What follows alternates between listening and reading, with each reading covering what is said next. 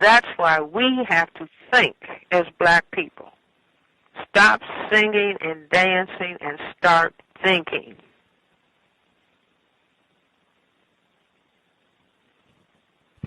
Wow. Thinking and reading. I say reading is more important than watching TV. And not getting addicted to looking at those small iPhone screens. See, where you were getting accustomed to looking there in a narrow space as opposed to paying attention broadly to what is happening around you. See, and people are getting addicted.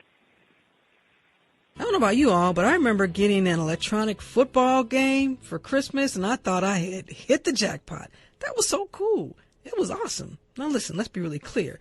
Most kids want something that has all these gadgets and bells and whistles and that connect to the internet. That's okay, because Christmas morning there will be a lot of unwrapping of smartphones, tablets, and all these other devices, and many of them, yes, will connect, of course, to the internet. Let's face it, Generation Z, teens, and even the littlest of the bunch, almost all children under 12 are now internet users. Brace yourself for this. According to data gathered by the research organization Common Sense Media, on average, kids between the ages of 8 and 12, spend 5 hours and 33 minutes online a day. Wow.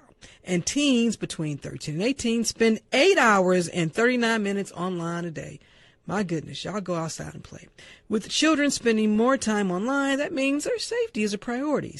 And we have to talk about this because according to a recent report published by the World Health Organization, children are at risk of online violence such as cyberbullying, cyberstalking, hacking, identity theft, child sexual abuse, including grooming and sexual image abuse, and so much more.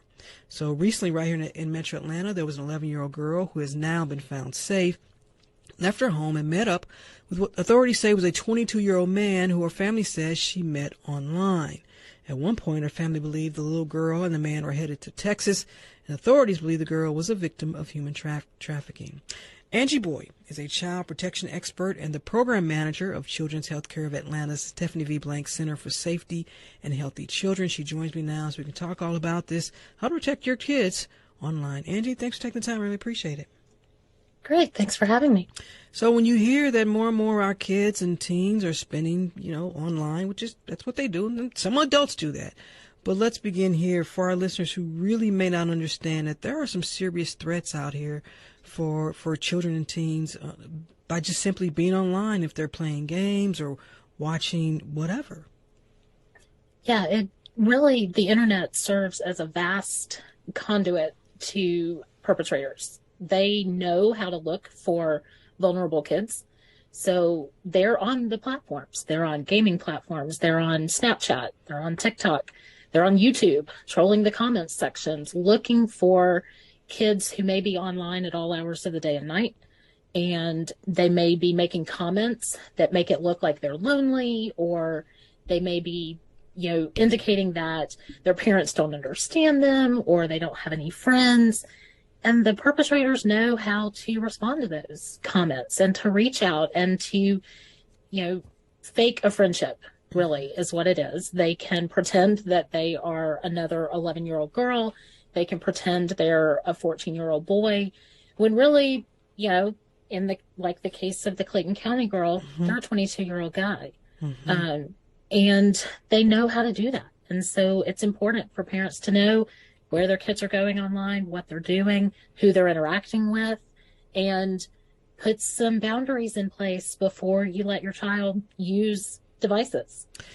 And Angie, those dangers that you just talked about, and listen, so many of these toys come with internet access and these gadgets, and kids should be able to enjoy playing a game. Are there some behaviors parents should look out for in their child if the child is maybe being a victim of some type of online abuse or being enticed to do something? Are there signs that you all have come up with that parents should be on the lookout for? There are some things you want to watch for. You definitely want to sort of check where they're going. So if they're playing Minecraft or Fortnite, Roblox, using a VR headset, you make them disconnect it so you can hear what's going on in the game. You can hear who they're talking to. If they are using apps like Snapchat or Instagram, you're following them. Mm-hmm. You are following their friends, so you can kind of see what's going on. When they're using the devices, you want to make sure that it's in a public area of the house. So the living room, the dining room, they're not off in their room for hours on end without somebody checking in on them. And then if every time you come around, they turn the screen face down or they close the laptop or, looks like they're trying to hide what they're doing or where they are, that's suspicious. You want to just kind of see, hey, what are you doing? Tell me about, what you're finding online. What are the latest, TikTok dances or whatever. You really want to show an interest in what they're doing. So you have some sort of awareness of where they're going and who they're talking to. And with the games that the kids play online, nowadays you're able to play against somebody in another state, another country even. Can parents, is there a way for parents to check and see or review the chat? Now, some will say, well, that's an invasion of privacy. But if we're talking about, someone 12 and under, I have nieces and nephews who are very young. They play these games and they're playing folks that, halfway around the world. What can parents do? Should they check and see what if folks are sending messages? Yes, you should definitely be checking chat functions. You can turn off the chat feature and to where they can't do the chat. You can also really talk to them about the boundaries. You can only connect and chat with people in real life. That way, if they're wanting to chat with classmates, they're wanting to play against friends, they can do that. But then they know to come and tell you if somebody approaches them in one of these games that is somebody they don't know. Because then as the parent, you can put a stop to that. You can contact the maker of the game through their help centers and block people that are not appropriate for your child to be talking to. So you definitely do want to invade their privacy, for lack of a better phrase, to really check up on what they're doing.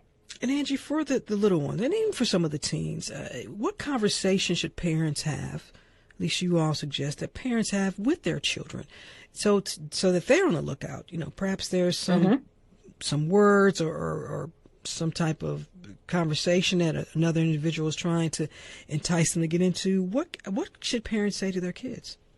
Well, you definitely want to make sure that they feel comfortable coming to you with any kind of behavior. Let them know that if somebody approaches them online, to please come and tell us, and we won't get angry at you.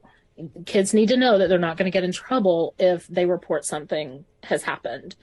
You want to tell them if somebody asks you for pictures, if they ask you for where you live, your full name, any kind of identifying information, that doesn't get shared. You don't tell people that information online. You don't put it in a profile. If you're building an Instagram profile, you want to be careful about the hashtags you use for kids that are older. Make sure that those aren't identifiable. So you want to really talk to them about not sharing personal information. And really with the younger kids in particular, reminding them that people on the internet are strangers, that even though you've talked to them multiple times, they're still a stranger because you've never met them in person. You've never seen them in real life, not over a video screen, in real life. You don't know that they are who they say they are. So just really pushing home that reminder that people on the internet are strangers and we don't share information with strangers without mom and dad's permission. And also, I know on some of the phones, I believe on iPhone, that people can locate you if you in your settings. People can find out where you are, and if someone has your information, your number, they can find out where your exact location. You're telling parents they should definitely turn that off. And I know some parents want to know where their kids are, so it's kind of a you're between a rock and a hard place here. But you can go through on a phone and turn off location settings by app. So I have my location settings turned on for my weather apps, for Find My iPhone, the location necessary apps. Okay. But turn off location settings for Snapchat, Instagram, Facebook, Twitter, all of those that are interactive, turn location services off. It doesn't matter that, 15% off coupon you might get if you automatically check in at a store isn't worth the dangers. And turning location services off also then turns it off on your photos. So nobody can take a screen capture and grab your photo and get location data off your photo. That's another one. That's a good information. And Angie, I have a question from a listener who says, what should one do if you suspect that someone is trying to entice your child? It could, now I'm adding this part. I mean, do you call the police? Do you call FBI? Yes. Start with your local police. If you're concerned, keep copies of any communication that your child may have received and reach out to your local police. Most police departments, particularly in the metro Atlanta area, have detectives in either their crimes against children unit or they have internet crimes against children programs, and they can provide good guidance and then may need to escalate it up depending on where the messaging is coming from. They can then connect to other law enforcement resources if necessary. And also, I know that there are browsers and search engines just for kids that are kid safe, and that you can actually put that on.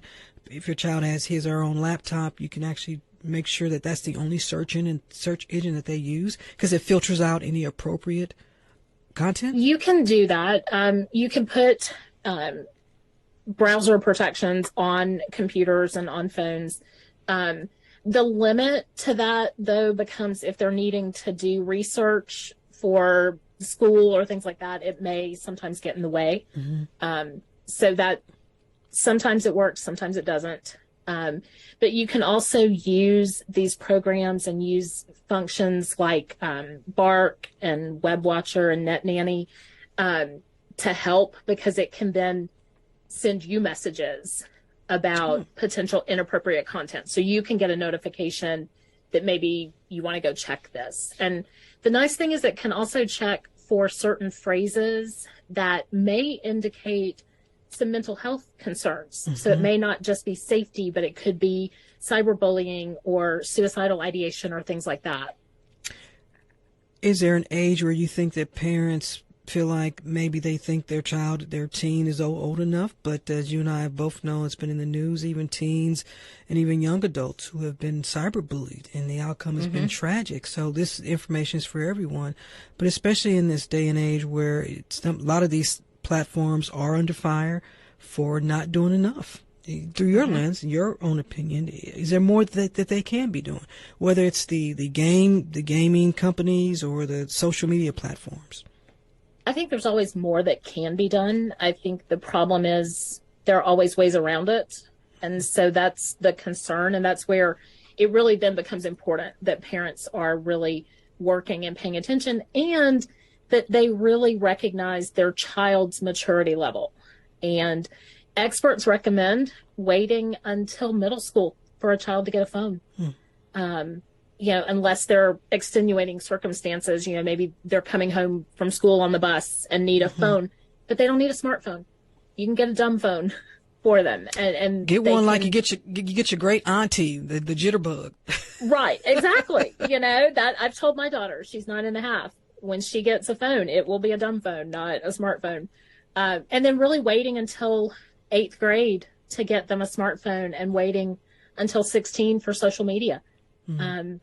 I think that between the changes that the platforms make and, parents really setting those boundaries and sticking to them is how we're going to best protect our kids. Those numbers I talked about coming into this segment, where 13 to 18-year-olds spend 8 hours and 39 minutes online a day. And kids, that's not including school time. Wow. Yes. Yeah. And 8-year-olds and 12-year-olds, 5 hours and 33 minutes online a day. Wow. Yeah. It's where our kids are spending their time, without a doubt. What's happening? What's happening? Shit, I know something happening, cause everything's moving. Baby. Hey, Pop! Come on, old motherfucker. I'll dust your ass off, baby. Shit.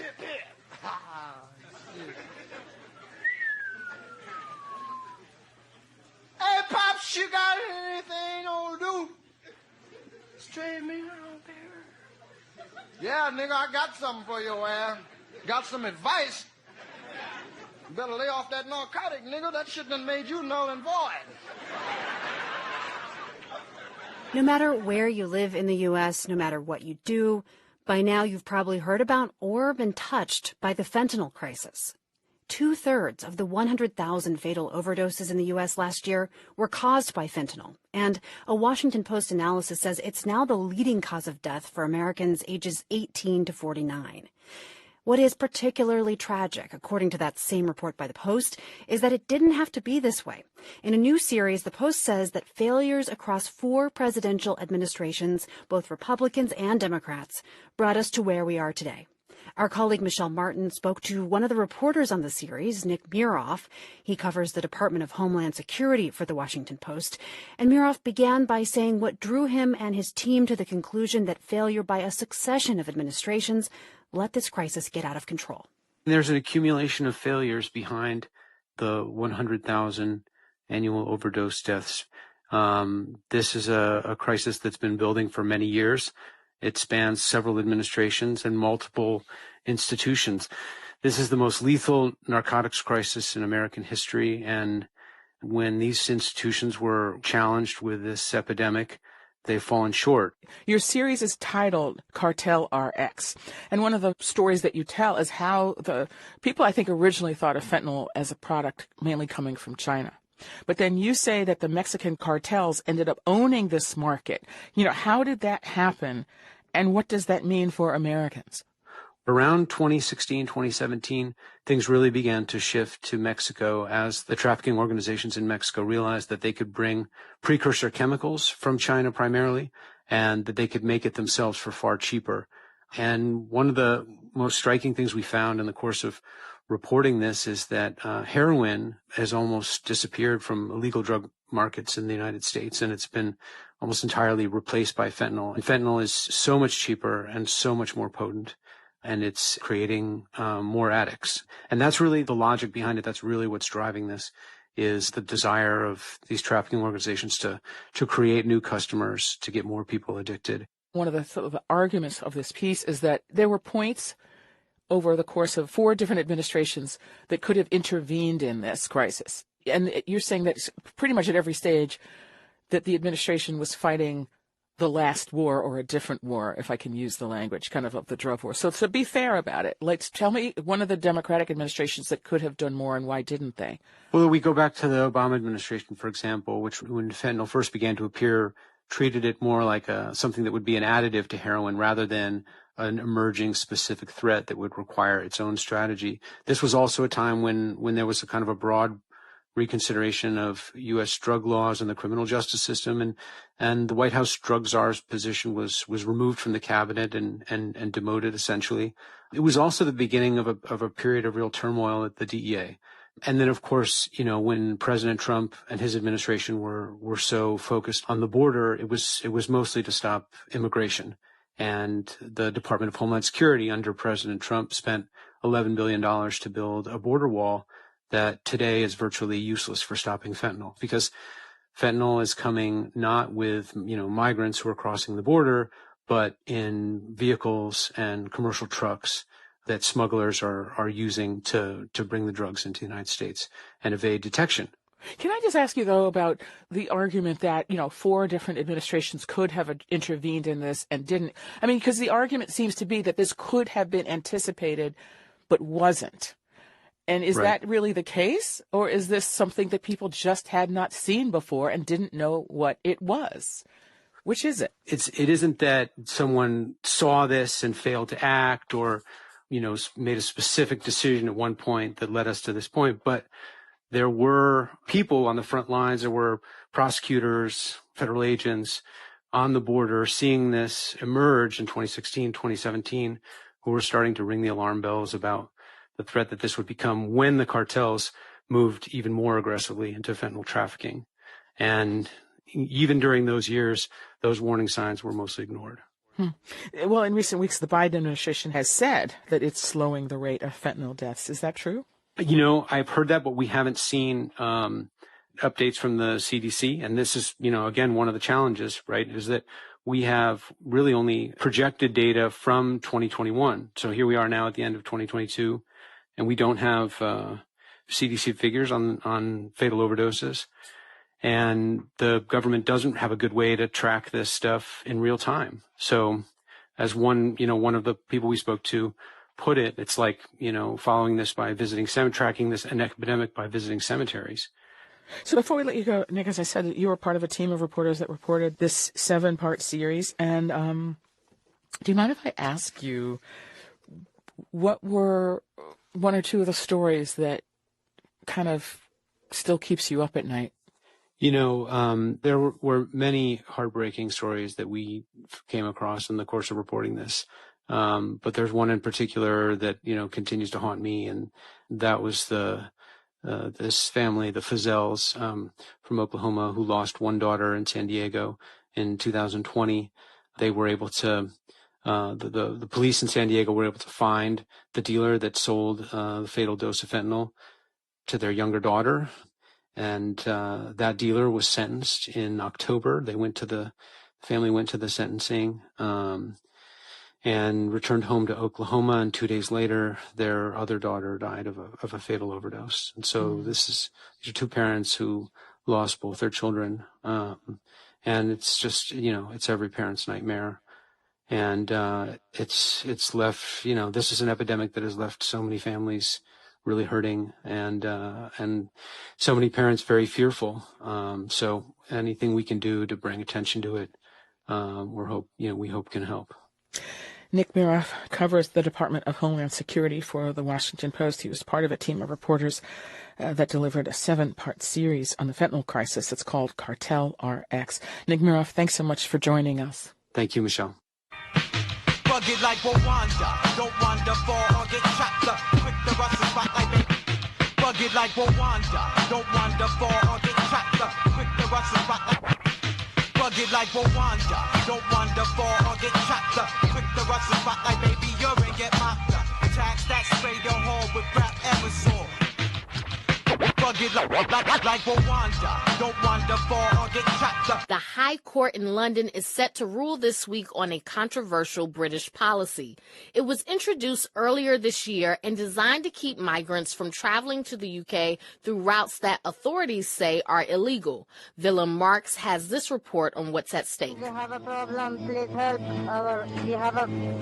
Early Wednesday morning in the dark and icy channel of water between France and England, a small inflatable boat ran into difficulties and someone on board recorded this message. Water coming up, but they don't have anything for this, for feeling safety.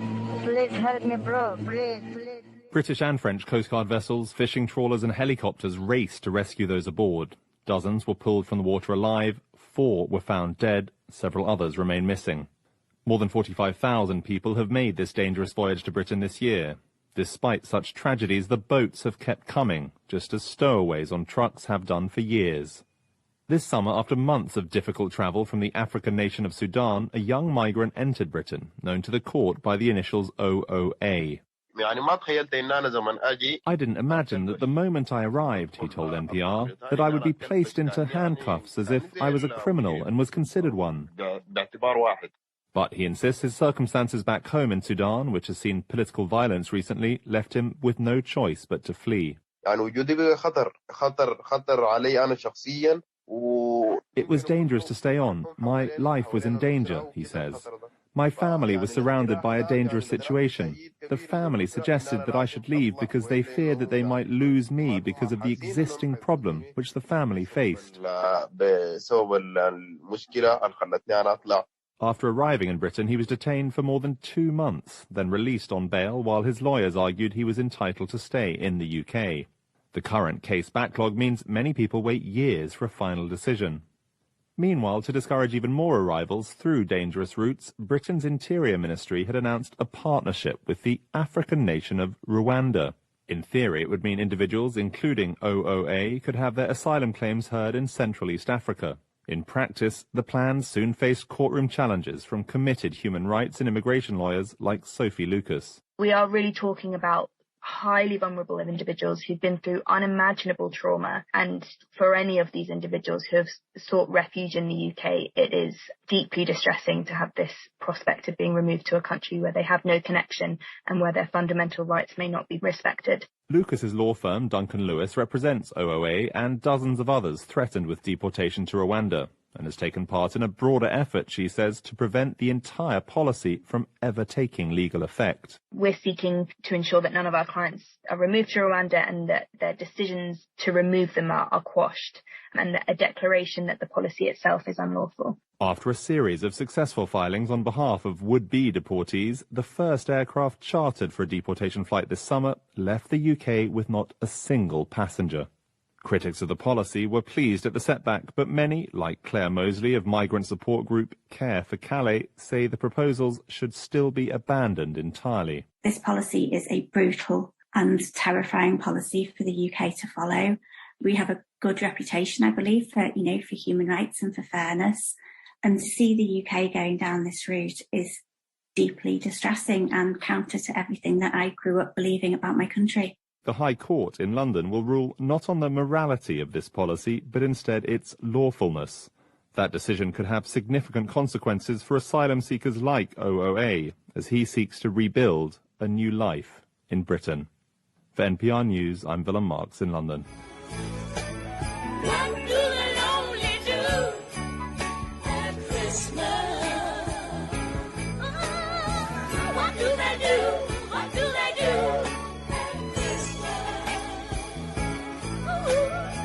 What do they do? What do they do at Christmas? Oh, what do they only do at Christmas? What do they only do at Christmas? The end of the Aaron Dean trial. We're going to show you what's next for the former officer after 10 days of testimony and deliberation.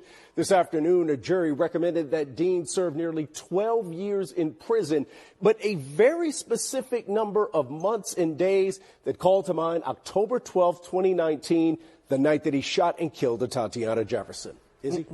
That is right, Chris. And today, Atatiana Jefferson's family said they can finally rest. The verdict, a sense of closure that they've waited 3 years for. Senior crime and justice reporter Rebecca Lopez has been in court from day one of this trial. And Rebecca, this was a landmark case. It was. This was a historical verdict. A police officer has never been convicted of manslaughter for an on-duty shooting in Tarrant County. But this jury was methodical. They took their time. They looked at the evidence. And in the end, they did not believe that Aaron Dean acted in self-defense. They believe he was reckless when he killed an innocent woman, and they are sending him to prison.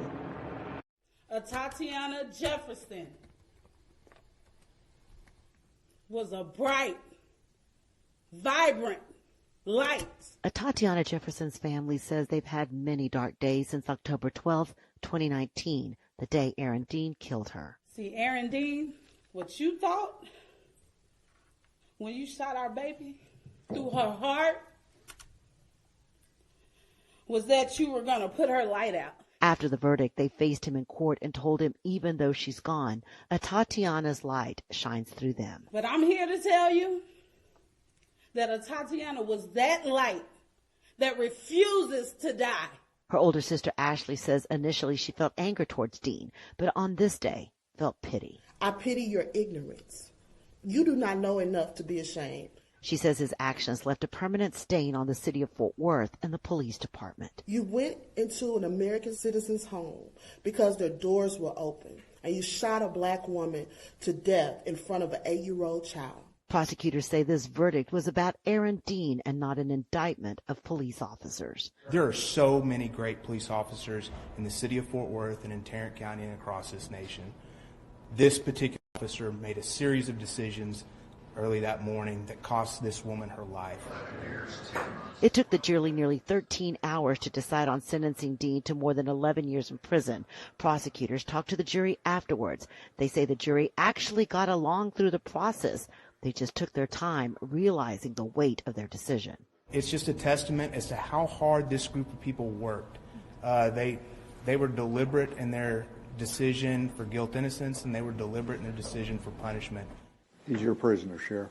After it was over, he was taken into custody by the Sheriff's Department. Mr. Dean had no remorse, and you could tell by his demeanor throughout the whole court process. Dean's defense attorneys left here without making any comments, and Dean's family also left without saying anything. All right, listen. The Terminator's an infiltration unit. Part man, part machine. Underneath, it's a hyperalloy combat chassis. Microprocessor controlled, fully armored, very tough. But outside, it's living human tissue. Flesh, skin, hair, blood, grown for the cyborgs. Look, Reese, I don't know what you want. Pay attention! I gotta ditch this car.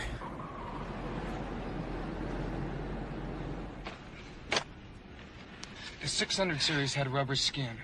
We spotted them easy. But these are new. They look human. Sweat, bad breath, everything. Very hard to spot. I had to wait till he moved on you before I could zero him. Look, I am not stupid, you know. They cannot make things like that yet. Not yet. Not for about 40 years. Are you saying it's from the future? If you aren't familiar with the company Boston Dynamics, you might have heard of its four-legged robotic dog called Spot. Spot's been used by police departments, in warehouses, and even in the ancient city of Pompeii to walk around collecting data on how structurally sound the city's ruins are. But Boston Dynamics wants to go further, creating robots that can stretch and fetch even more than Spot. And with all those developments, fans of sci-fi might be wondering how long it'll be until these robots are used for some, let's say, more dystopian purposes. At the Wall Street Journal's Tech Live event in October, Robert Plater, the CEO of Boston Dynamics, spoke with WSJ tech columnist Christopher Mims. They discussed the company's plans for development and its pledge to try and keep the world safe from unruly robots. Here are highlights from their conversation, starting with Christopher Mims.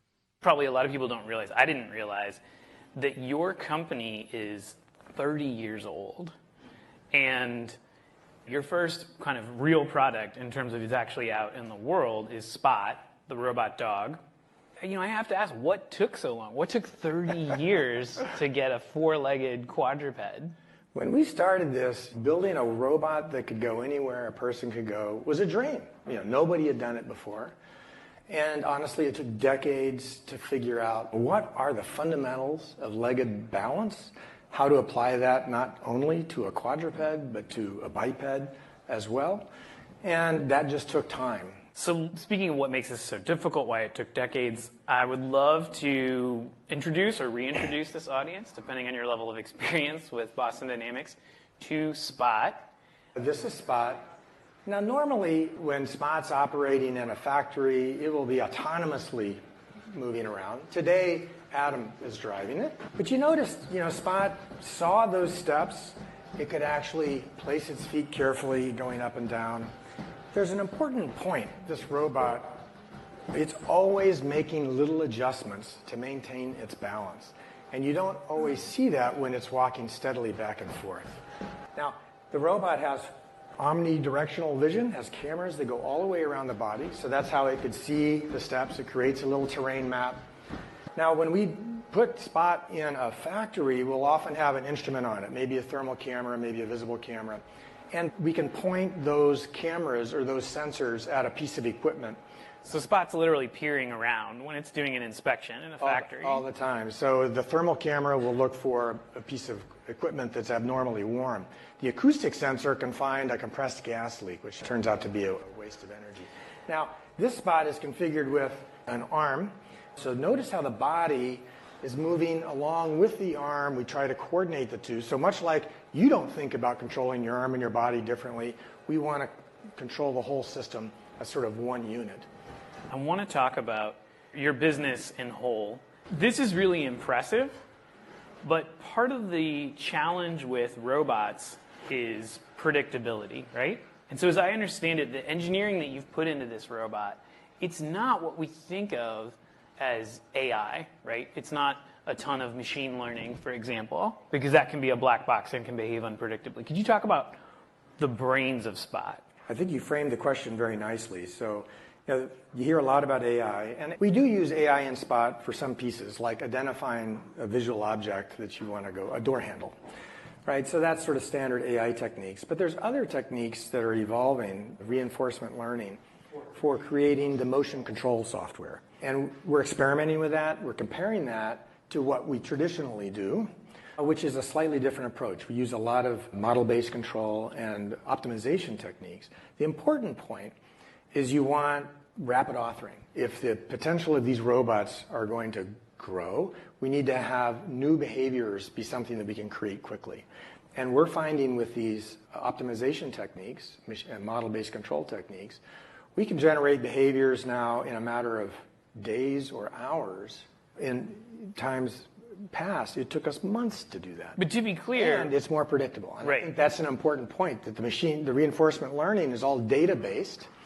We would rather have some underlying physical principles that we know how the robot's going to behave in certain situations, because we really need to eliminate failures. Let's talk about other practical applications, because as cool as that is, as interesting as it is that you're able to do inspections, you have less than 1,000 of these robots in the world right now. About 1,000 right now. And you're building other robots where there could be even more demand, and one of them is Stretch, which is a robot that works in warehouses. Yeah, so Stretch, we started with the problem. We wanted to be able to move boxes around, and then we built the right robot for the problem. I think Stretch is going to be a blockbuster product because there's just huge demand. And you have companies like DHL and others who are testing it. DHL, Maersk, NFI, big players are really excited about it. But it's not just you. There are others doing truck and container unloading. Well, it's interesting. The warehousing logistics industry is driving robotics right now in many ways. But most of the companies are looking at sort of the each picking, the e-commerce problem. Right, the arms that grab picking something a single item and putting it in your box and shipping for home. And we took a different tack. We wanted to pick up a heavy box. By the way, doing that in a compact robot that's mobile is a hard integration problem. I'm sure you're used to it by now, but for me, that's only my second encounter with Spot, and I'm sure, especially those of you in the front or on the aisles, you probably had some feelings when the robot dog walked in, right? It's big. It's bigger than you think, and it feels more capable. Given the history, especially in the West, of our science fiction view of robots, one thing that you always contend with is like, well, what's going to happen? Is this going to be used for like crowd control or something super dystopian? You recently signed a pledge not to weaponize Spot. Could you talk about the nature of that, and also how do you enforce it? I guess it's because you're not selling them, you're licensing them. If any of you have been watching robot videos online, you'll see that there's some folks who've been buying a commercial robot, strapping a gun to it, and showing that, yeah, you can drive a quadruped robot, not ours, but... And there are state actors making those videos, too. Yeah, and so we really need the regulatory, the policymakers to engage in this. And part of the reason why we signed this letter with 5 of the leading small robotics companies in the world was to get the attention of the regulators and the policymakers, because that's really the right venue, I think, to start to build rules around this. You and your parent company, Hyundai, have joined this Robotics Research Institute in Boston. I mean, you... Until 2 years ago, that's what you were. So why join a robotics research institute when your entire company is just kind of one science experiment after another? We were a research organization, really for the first 25 years or so. But there's big problems to solve yet. Manipulation is in its infancy. Robots aren't really... You mean hands? Hands. Right. Well, the whole process of... Picking up and moving things. And picking up and moving things needs to progress significantly. And so we're going to keep doing research, but our research is going to be focused on what kinds of products can we generate in the next 5 to 7 years. Well, we're all out of time, but I really look forward to bringing you back. That'll be fun. Yeah. Okay. Thanks so much. You're saying if it was not for the white people who practice racism, white supremacy, Mr. President Obama would not be in the White House?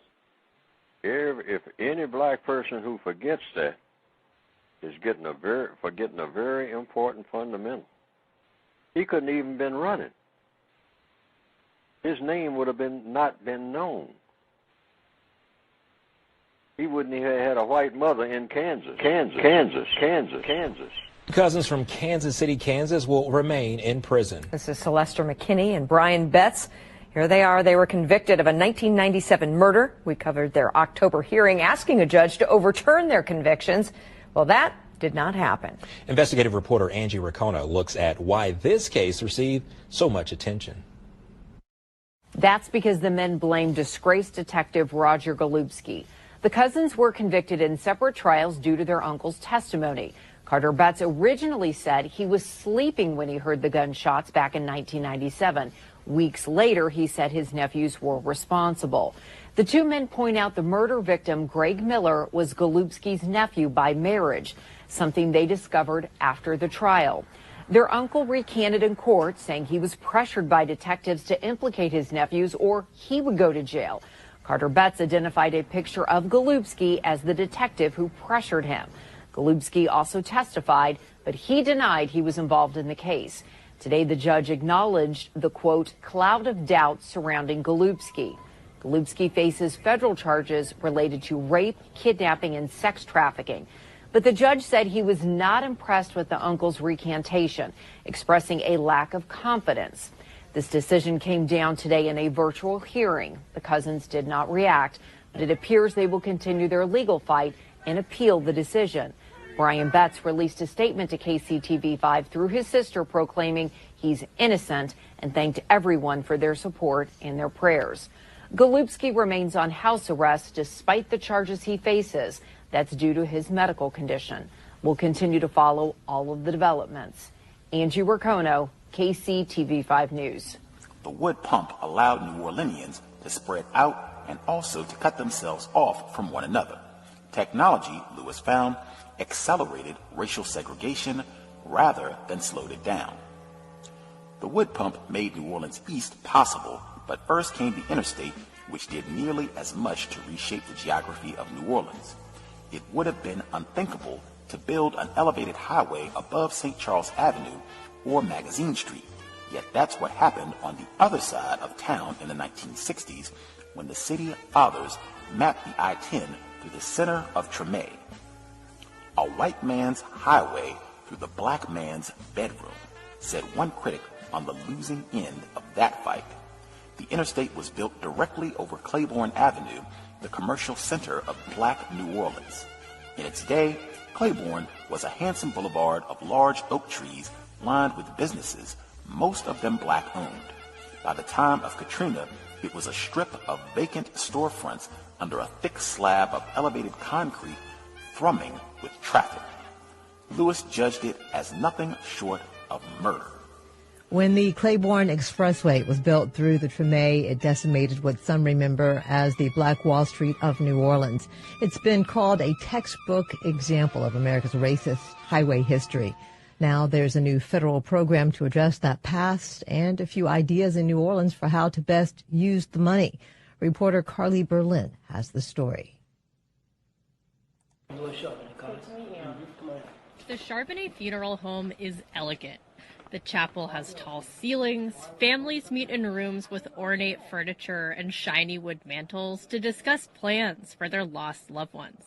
Louis Charbonnet's family has had this place on Claiborne Avenue for well over 100 years. We like to pride ourselves as being, well, I guess one of the biggest black funeral homes in the city and the prettiest. But right outside, there's something not so pretty. A major highway towering over the road.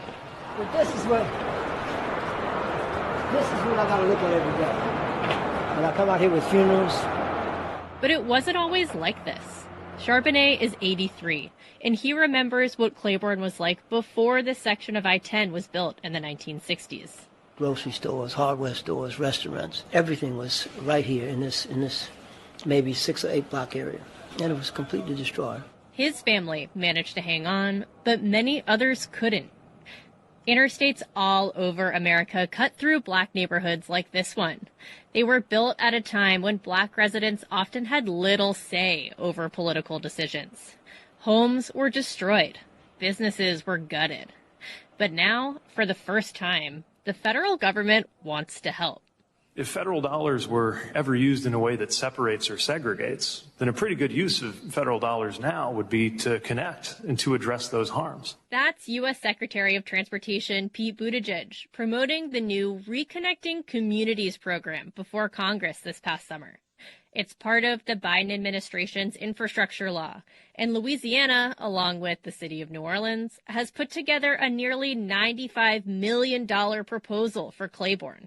When I travel through it, I look at it and say I'm not satisfied with its current condition. Sean Wilson is the secretary for Louisiana's Department of Transportation and Development. I'm not satisfied with the condition of the parking or the way water stands or the lack of lighting. He says the plan is to spruce this place up, fix the lights, fix the drainage, even put in a public market where people can gather and listen to music under the highway.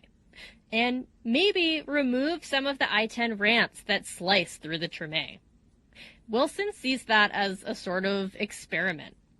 When you take a ramp down, what happens? Does it open up new green space? Are there fewer cars rushing into the neighborhood? And does that offer value to quality of life, to safety, to the climate, to the air quality? What's not on the table, at least not yet, is removing the highway completely. But some Treme residents, like Amy Stelly, say that's the only way to really do justice to the neighborhood. So nasty. Yeah, I can't say I've ever just walked through this way under here. You said what? She gives me a quick tour underneath the highway, or what some people call the monster. It's not a pleasant experience.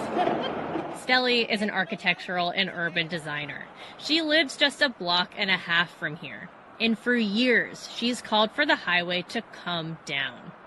As long as it's here, she says, the neighborhood is still stuck with the dirt and the noise and the pollution from all the cars.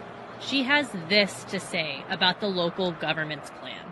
So we're going to budget $95 million to fix a decrepit piece of infrastructure and decorate under it. I don't see the wisdom in spending the money that way. Instead, her nonprofit, called the Claiborne Avenue Alliance Design Studio, submitted a separate proposal to the Reconnecting Communities program.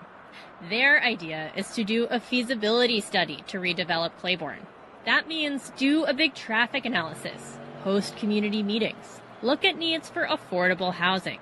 And through that process, the group is confident that removing the highway will win out. For Stelly, the point is getting people to imagine what life without the highway could be like. Most people who live here can only see the highway.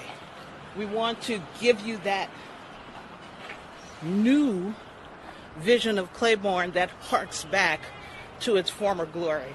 We can do that. Back at the funeral home, Louis Charbonnet has never forgotten how beautiful Claiborne once was. It had stands of oak trees down each side, giant azalea bushes, streetcar running down the street. So all these elements were here, and when the interstate came along, it just destroyed all of that. He knows there's no going back to that time, but he holds out hope that someday Claiborne will thrive again. And to this funeral home director, that means the death of the highway. In New Orleans, I'm Carly Berlin. And may all your Christmases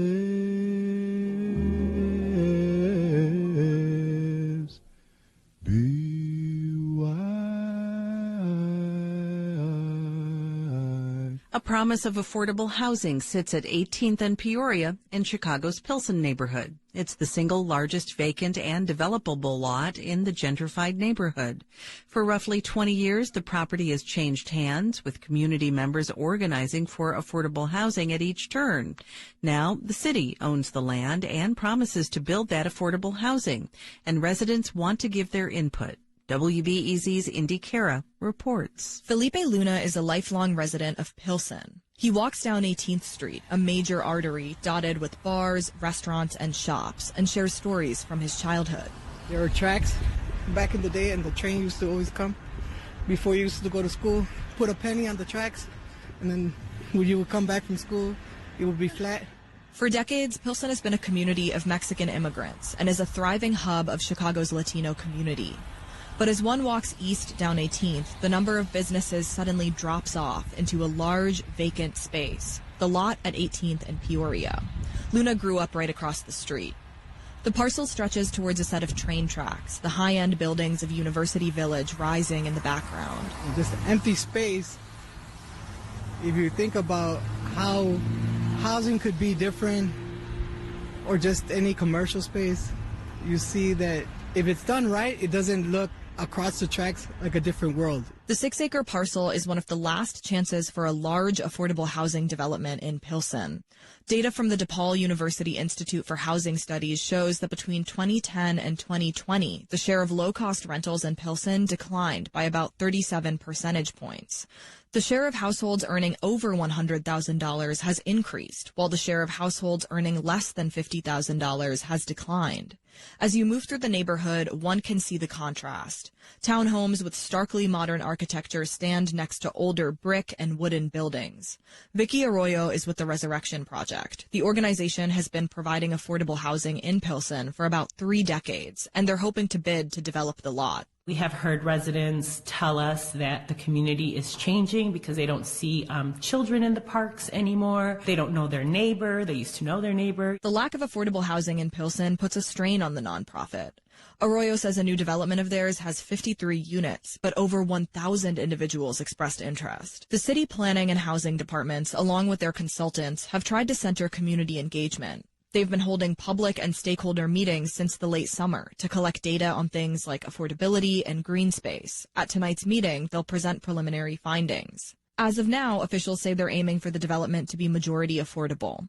Luna got involved with the lot in the early 2000s. He's now on the stakeholder group and sees this as a chance to get things right. How can the city be creative enough to create ownership, either through co-ops, single families, but also a space that maybe has some public space where the residents could benefit? Luna hopes the development incorporates some art or opportunities for local entrepreneurs. Gathering space where people can see that this is like a place where we can get together as a community. Martha Banda is also a Pilsen resident. She used to own a home through the Resurrection Project. Today, Banda and her mother own a few apartments around Pilsen. She says they keep their rents low to create units of affordable housing in the otherwise skyrocketing neighborhood. Banda wants the development at 18th and Peoria to make room for families and incorporate some accessible green space. But she feels the engagement process hasn't been the most clear. I don't know how they've been involving the community because I am a member of my community and I have not been properly informed. So please inform the community. Look for ways to inform the community. She points to the public meeting held on October 29th. She only found out about it the day before. And the meeting was on the same day as Pilsen's Day of the Dead run, a huge neighborhood event, so many community members couldn't attend. Some stakeholders even sent a letter to the city asking for the meeting to be moved to the following week. The city did agree to lengthen the open house style meeting, but it still went ahead on the same day. Natasha Hamilton is with the Chicago Department of Housing's Community Engagement Bureau. She acknowledges the frustration. We are, again, working very closely with the Alderman's office in the 25th Ward, as well as with the consultants regarding outreach. And so we really do want to acknowledge that this engagement process has had its challenges, but also, too, it's a learning process for us all. Meanwhile, Luna and some neighbors organized their own meeting last month at a local library. It was a space for residents to share ideas, concerns, and questions about 18th and Peoria, as Luna took notes. They wondered things like exactly how much of the development is going to be affordable housing. Will there be green space, and will it be accessible? Can people who have been displaced from Pilsen already apply to live at 18th and Peoria, to come back home? Nicole Reyes of the Pilsen Alliance attended. We spoke the next day in Pilsen's Harrison Park as families watch their children on the playground. It's something she doesn't want to lose. When we have that culture loss and our neighbors are no longer our neighbors because they're somewhere we don't know, or our families are far away because they can't afford to be here anymore, that loss of culture really is emotional. Reyes says the Pilsen Alliance sees the development as sitting at a pivotal position. Whatever is built at 18th and Peoria can really embolden the community and contribute to its like health, or it can kind of cement like ongoing gentrification and make it very hopeless. But I think that a lot of us still have hope, and that's why we're here. Luna shares this sense of hope. Well, this is Pilsen. This is always worth fighting for. It's important that we set the stage. This neighborhood has been one that is boots on the ground, working class people, professional people. He says even through disagreements, the community always finds a way to work together and get things done. And right now, that's making sure the city keeps a long-awaited affordable housing promise at 18th and Peoria. Indy Cara, WBEZ News. Medical apartheid. The dark history of medical experimentation on Black Americans from colonial times to the present. People in Roanoke are working to remember a local native, Henrietta Lacks. Her HeLa cells are known for leading medical breakthroughs. And 10 News reporter Brittany Weir is working for you on the newest addition to Lacks Plaza. Henrietta lives! Henrietta lives! Members from the Roanoke Hidden Histories Project, Hidden in Plain Sight, and other city officials want to make sure the community remembers the history and legacy of Henrietta Lacks. Today, here in Roanoke, Virginia, at Lacks Plaza, we acknowledge that she was not only significant, she was literate, and she is as relevant as any historic figure in the world today. They met on Monday afternoon to unveil the plans for the new Henrietta Lacks statue. This beautiful woman was born August 1st, 1920, right here in Roanoke, Virginia. And we want to honor her and to celebrate her. This project is expected to be completed by the end of 2023. And here is where the statue will stand tall of Henrietta Lacks here in Lacks Plaza. They will think about her and the contributions that she has made to society and the whole world. Lacks family members, including her oldest son Lawrence and her grandson Ron, were in attendance on Monday.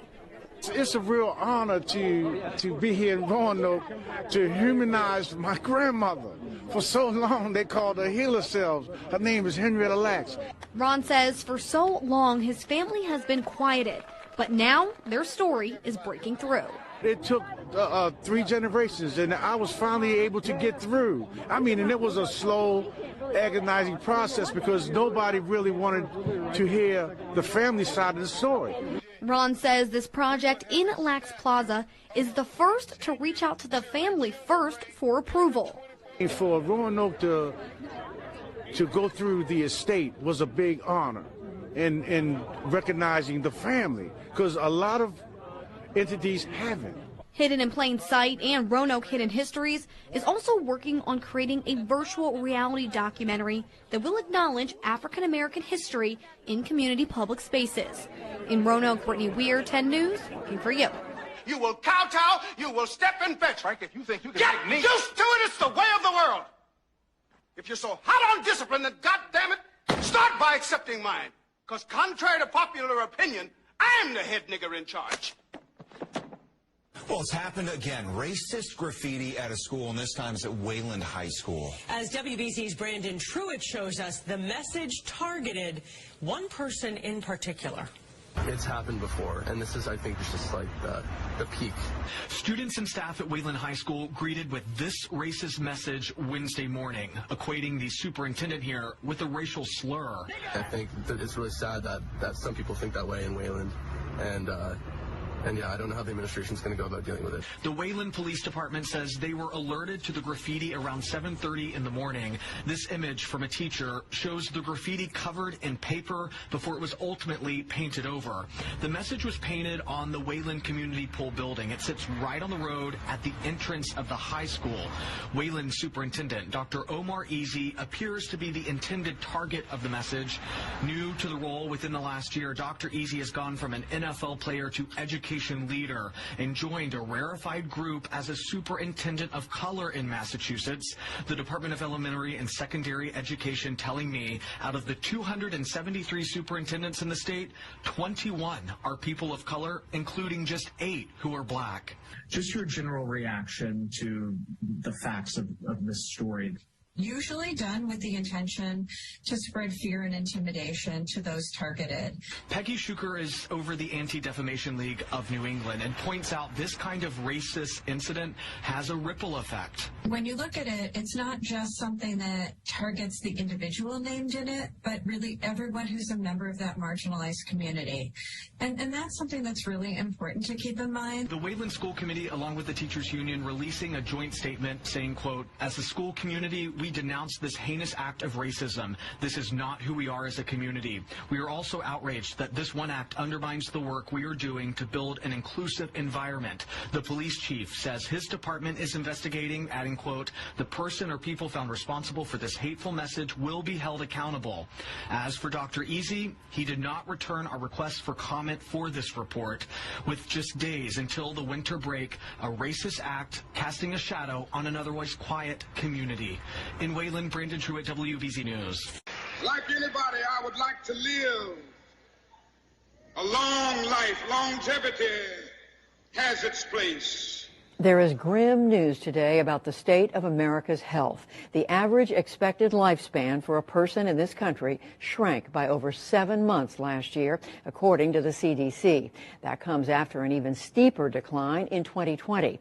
As William Brangham reports, the primary culprits are COVID-19 and opioid overdoses. Judy, because of this decline, the average American today is now expected to live just 76.4 years. That's lower than it's been in nearly 20 years. For more on this new report, I'm joined again by Dr. Stephen Wolfe. He's Director Emeritus of the Center on Society and Health at Virginia Commonwealth University. Dr. Wolfe, nice to have you back on the NewsHour, although this is sort of awful news to be talking about. A year and a half ago, you sat here in our studio and we had talked about a study that you had just done showing how lifespan in America had dropped by over a year. Now the CDC report comes out saying it's dropped another 7 months. Did this report surprise you that this trend has continued? Well, I hate to sound like an academic, but yes and no. It did surprise me in the sense that 2021, the year that these data are being reported for, was a year in which we had a vaccine available and which many other countries enabled many other countries to recover their losses in life expectancy that they had experienced in 2020 during the pandemic. Many countries saw their life expectancy increase. So to see ours continue to plummet was very worrying. It's not a surprise in the sense that we have been tracking what we call a U.S. health disadvantage for some years, and all those problems rolled right into the pandemic. One thing that really jumped out of this report to me was that unlike in past declines, including in your own report, where some groups really fell behind and other groups held on, this seemed to be an across-the-board decline, all age groups, all demographics. How do you understand that? People of color in our country were devastated by this pandemic. Black and Hispanic Americans, Native Americans were at much higher risk and sustained very large losses in life expectancy in 2020, much higher than in the white population. This new data shows that they continued to suffer losses, but it was actually the white population that experienced a larger decrease in life expectancy. Nonetheless, even with that pattern, death rates were still much higher among people of color. As to the ages affected, we had already been aware for the decade preceding this pandemic that we had a problem in this country of rising death rates in the working age population. That's people 25 to 64. Those groups are not experiencing increasing death rates in other countries. It's just the United States that's having this problem. So when the pandemic struck, it wasn't entirely a surprise that we had a disproportionate increase in death rates in that young and middle-aged group. Of course, the elderly were at higher risk, so the increase in death rates among the elderly was also unfortunately anticipated. What's worrying about this new report is that it's also reporting an increase in death rates in children and adolescents. That's not something we had seen before. The CDC lays blame for this principally on COVID and on drug overdoses, principally linked to fentanyl. But there's other citations in there as well, including alcohol and alcoholism. Can you talk a little bit about that? That's not something we often talk about its impact on public health. Well, again, even before the pandemic and the years preceding it, we were very much aware of the opioid epidemic and rising death rates from drug overdoses and alcoholism, suicides, and heart disease. All of those problems continued right into the pandemic. Layered upon that, though, of course, was the tremendous stresses that people experienced during the pandemic.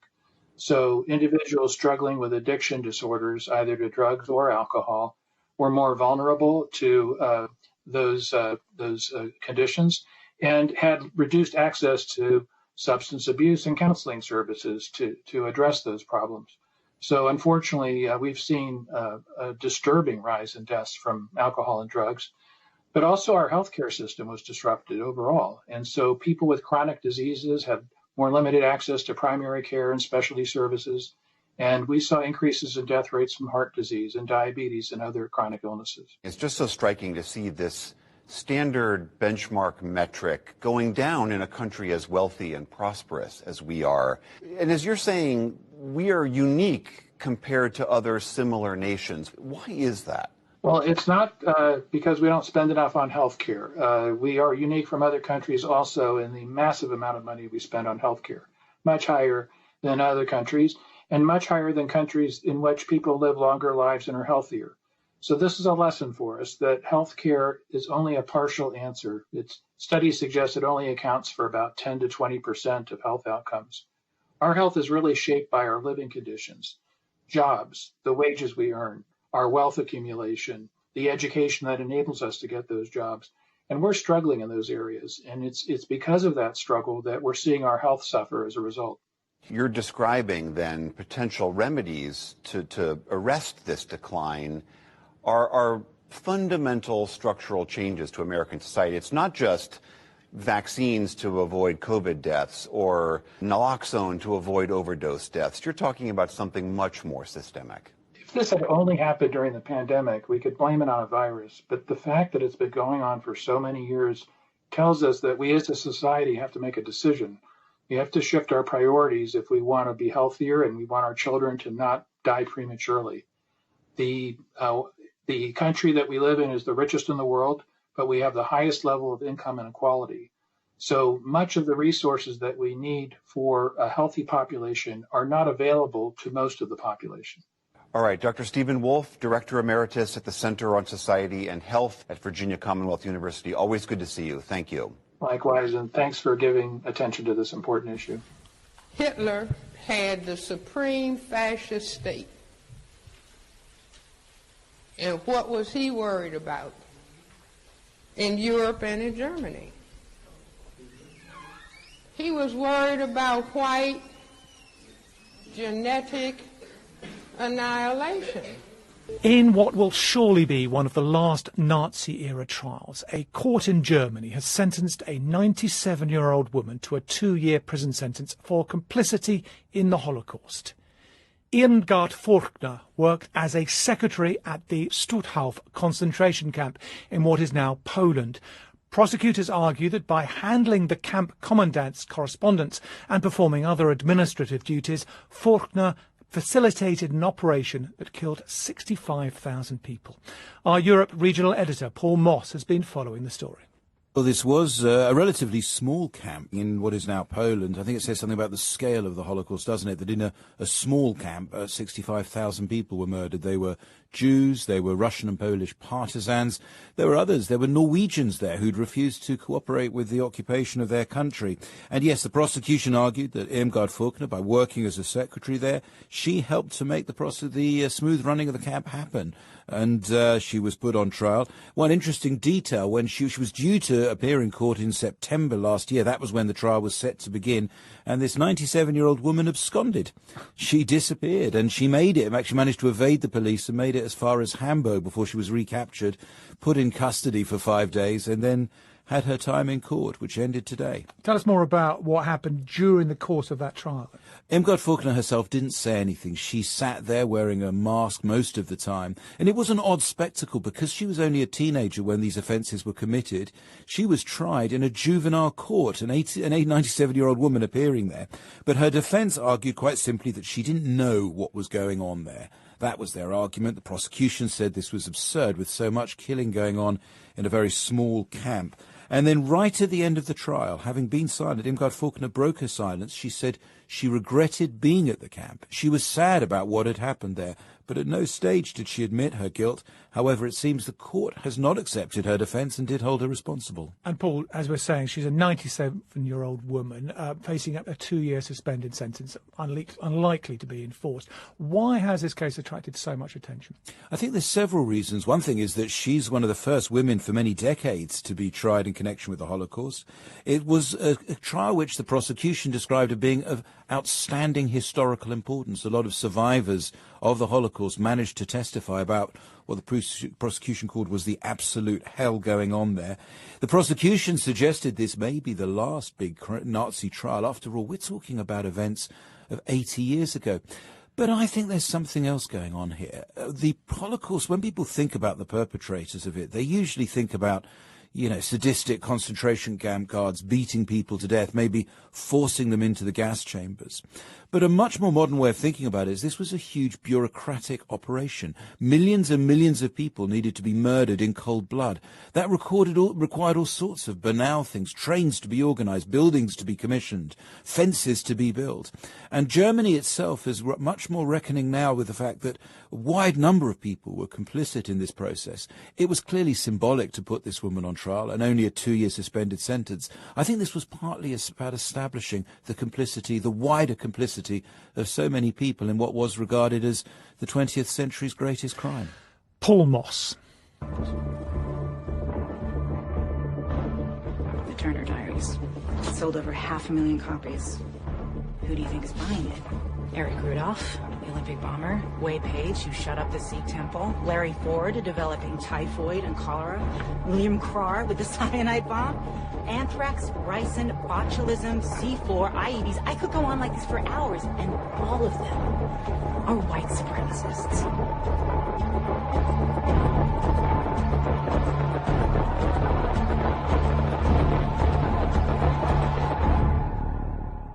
We're continuing to look at the new January 6th report, which details how white supremacist groups played a key role in the insurrection. But the report says little about the role of racism in what happened. In fact, the word racism appears only once in the report.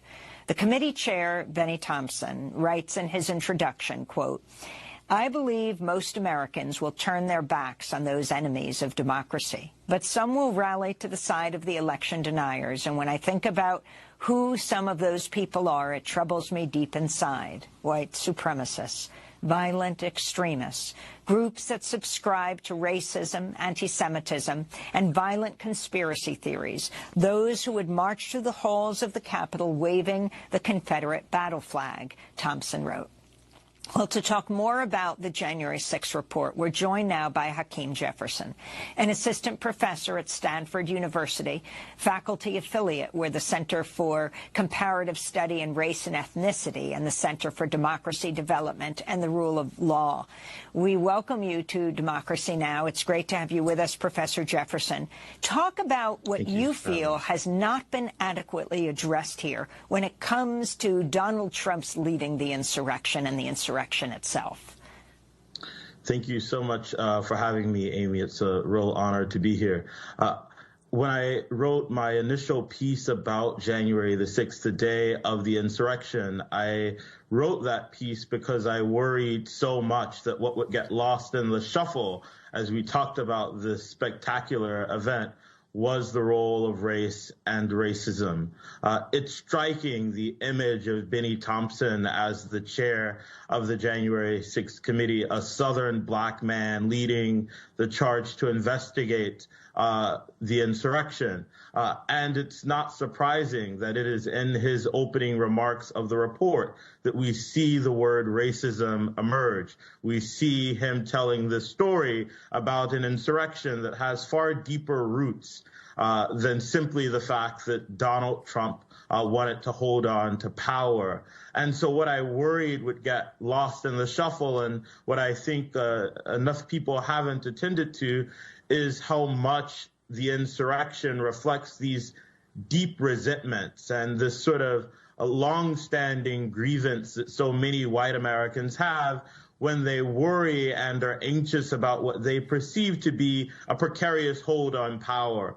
Put simply, those who stormed the Capitol, as I wrote in a piece for 538 the day of the insurrection, they didn't merely come in defense of Donald Trump. They came in defense of white supremacy and white Americans' hold on power, and a hold on power that is not in competition with other racial groups. Professor Jefferson, we're speaking to you actually in Sumter, South Carolina. Benny Thompson, of course, represents Mississippi, the committee chair. If you can talk more about who these groups are.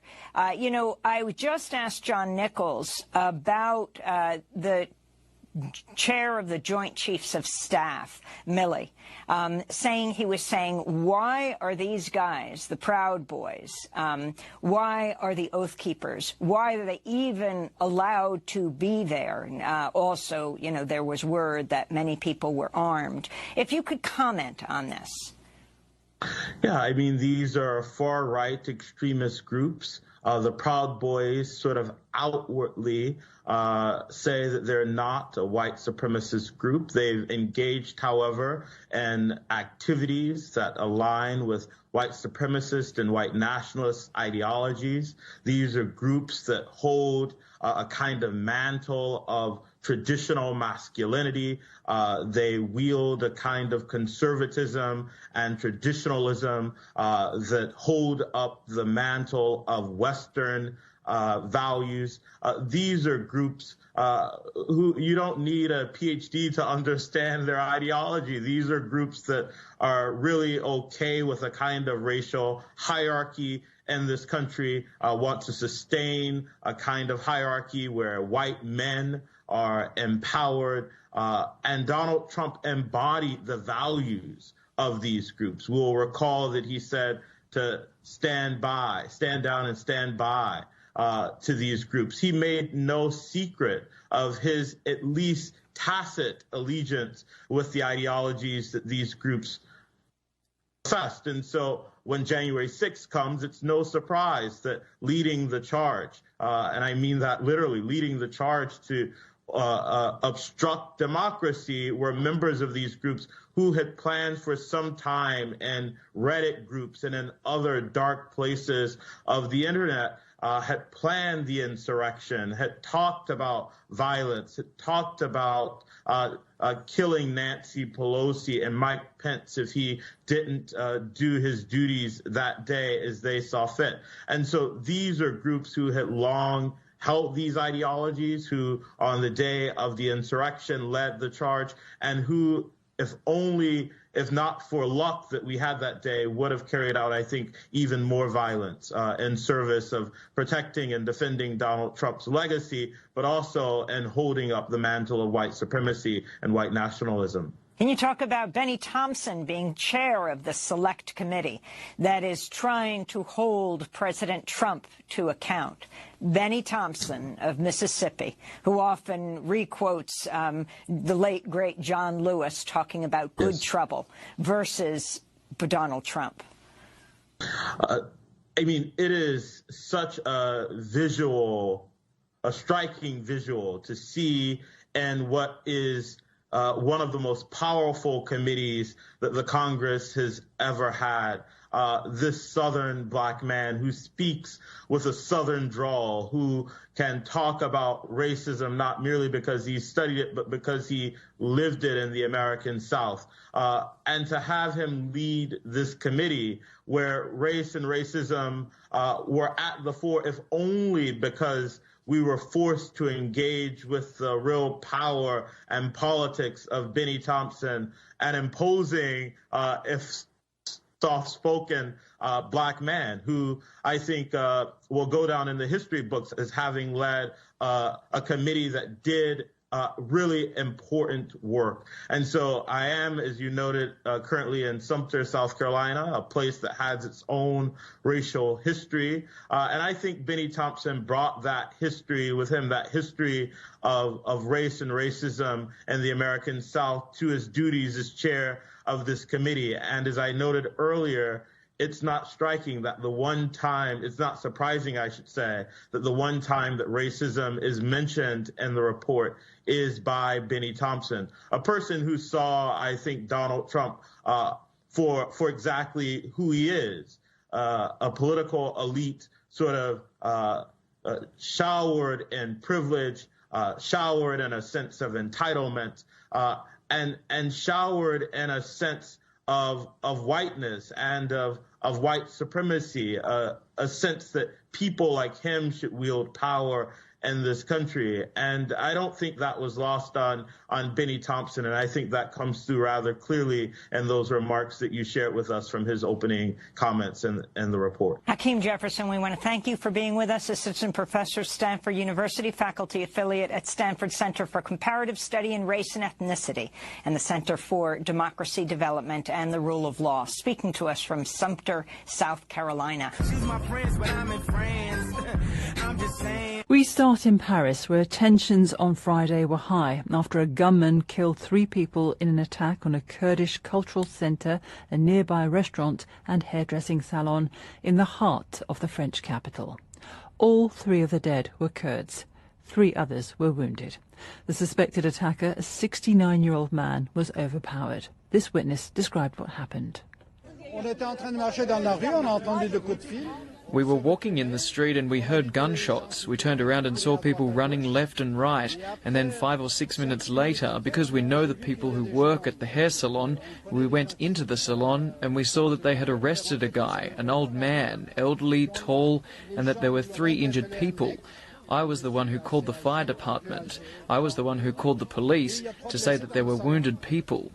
It's emerged that the suspect had only recently been released from detention after using a sword to attack and wound migrants at a camp in Paris last year. President Macron has denounced what he called an odious attack on Kurds. The French Interior Minister, Gérald Darmanin, visited the scene of the shooting, where he told reporters that the police were investigating racism as a motive. It's not certain that the killer, who wanted to assassinate these people, was specifically targeting the Kurdish community. He was clearly targeting foreigners. We need to know from the judicial inquiry presided over by the public prosecutor whether the attack was specifically aimed at the Kurdish people, but for the moment there's no evidence to show this. But even as he was speaking, skirmishes erupted nearby as members of the Kurdish community shouted slogans against the Turkish government and threw objects at the police, who fired tear gas to try to dispel the increasingly agitated crowd. Our France correspondent, Hugh Schofield, told us what's known about the suspect. We know that he's a 69-year-old man, that he's a retired train driver, and we know, crucially, that he's a man with a criminal record, of racially motivated attacks. At least that's how they've been interpreted. And the most recent of these was a year ago, when he took a sword to a migrant camp in Paris and slashed tents and had some kind of confrontation with 2 of the migrants and injured them with the sword. As a result of that, he was charged and taken into provisional detention, but because the justice system was taking so long, he was let out of detention just a couple of weeks ago. And then a few days later, he commits this far worse attack. So obviously there are people out there who are very, very angry about this, people on the left in particular, who are saying, why on earth does a avowed racist, a man with racial hatred proven by his past acts, how can he be let out to do this kind of thing again and worse? And there's also a lot of anger in the Kurdish community, because very soon after this attack we saw clashes between Kurdish men and the police in the heart of Paris, very nearby. Yeah, I mean, it's curious. There are two things going on here. On the one hand, there's this looks like a racially motivated attack, and people very, very angry that a man with a record could be let out to do it again. On the other hand, you have people very, very angry in the Turkish Kurdish community who feel that they've been particularly targeted. Now, it's not at all clear, and Gerard Darmanin says that this man who had probably racial motivations was particularly incensed by the Kurdish community. I mean, in the past he'd attacked, as I said, the Africans at their tent city. But what may well be the case is that he happened to live nearby, which is true. He lived not far from here, and therefore knew that there was a concentration of Turks, Kurds in particular, in this part of the city. As far as the Kurds, though, of this community are concerned, the story is slightly different. For them, who already feel very, very much exposed, who are afraid of attacks, who have lived to fear attacks from their opponents, who are the Turkish government and their enemies, as they would see it, in the Turkish establishment, they feel that they're once again falling prey to attacks from outside. Everyone there is extremely mindful of the fact that it's 10 years ago, more or less to the day, when three very senior members of the Kurdish community with links to the PKK movement were assassinated very, very near where this took place today. So in Kurdish minds, it's all linked. From the outsider perspective, this is a terrible racially motivated attack. From the Kurdish mentality, it's attack on them, and they feel exposed. Hugh Schofield. Well, to get more on the Kurdish perspective, James Reynolds spoke to Nina, a spokesperson for the Kurdish Institute in Paris. He asked her for her reaction to the attack. The Kurdish community is shocked by this killing. They're very much traumatized, which comes 10 years after the murder in Paris of 3 young Kurdish activists by a far-right Turkish men, and which went unpunished. So we hope that the judicial investigation will elucidate the motives and possible sponsors of this killing, and we are waiting for the answers. Nina, among the conversations you've had with fellow members of the Kurdish community this afternoon, what have you all been discussing? As I said, we are very much traumatized because this is the second time in 10 years that the Kurdish community became attacked. We want answers from the French government. Do you feel that your relationship with the authorities is strong at the moment, that you'll be able to speak to them about the kind of answers that you would like? Yes, because Kurds have always been an ally to France, especially in the war against ISIS in recent years, which developed in the region. Nina from the Kurdish Institute in Paris. Context of White Supremacy. The whole situation in France is so recent that is unfolding. I saw the initial reports where they said, it seems like this might have been an act of racism to go and kill non-white people. I think the use of that term would have made everything clear. Not people of color, not all these other stumbling and fumbling and Kurds and Turkish and all that, if you want to give out specifics. But I mean, hey, make it plain. So he just went to kill some non-white people. He'd killed non-white people before, so-called Africans, but he just wanted to go kill non-white people. And since these folks were close to where his residence was, hey, I'm lazy, it's cold, I'm going to just go over here because I know there'll be a concentration of non-white people and I can do some killing. I didn't see until later today they started to give out more information. Well, we don't know if this was an act of racism, but he does have a previous record, and it looks like these were acts of racism with a sword. You went to a camp to kill Negroes. They said Africans. You went to kill Negroes with a sword. They said, we get so confused and discombobulated. We got to let him go. He wasted so much time. I thought this was French. What is that nonsense that they say? Liberté, égalité. Isn't that it? I don't speak French. Isn't that it? They say there's no racism in France. We don't even see skin color. We don't even keep statistics on skin color, racial class. We don't even record all that. You're just a Frenchman, so-called. You could, if you watch the World Cup, them losing. 1-800 see, if I was really intelligent, universal man, perhaps I could have said that in French. 1-800 blame a nigga. They'd be like, oh my God, he is the coldest host ever. Yeah, see. Yeah. Anywho, Gus T. Renegade, Context of White Supremacy, Compensatory Call-In, December 24, 2022, so I have been told. Disgraceful. This program is all about checking the news, counter-racist media literacy. I saw a serious news report yesterday where the military was talking about their Santa tracker. Are you serious? They have got all kinds of domestic terrorism threats, attacks on power grids throughout the Northwest Hemisphere, and you're tracking for Santa? Come on, man. Stop the lies. We got all these serious problems all over the world, and you're tracking Santa? Come on. Come on. That right there tells me a lot about why this holiday is so important, why so many people get an attitude. They're ready to put you in a headlight. You don't celebrate what? You don't celebrate Christmas? What? You don't celebrate white Jesus' birthday? I will go upside your head. Like, they get to, even a lot of victims, we get real serious about that thing. Ishaka Musa Barashango, European holidays. Anywho, the number 605-313-5164, the code 564943 pound. Press star 61 if you would like to participate. Not for spectators. If you are with so-called attempted family or whatever you're doing for the whatever time period, December 24 and 25, let us know if you've been able to avoid. Sometimes it can be a lot of conflict, especially with all the weather and what have you.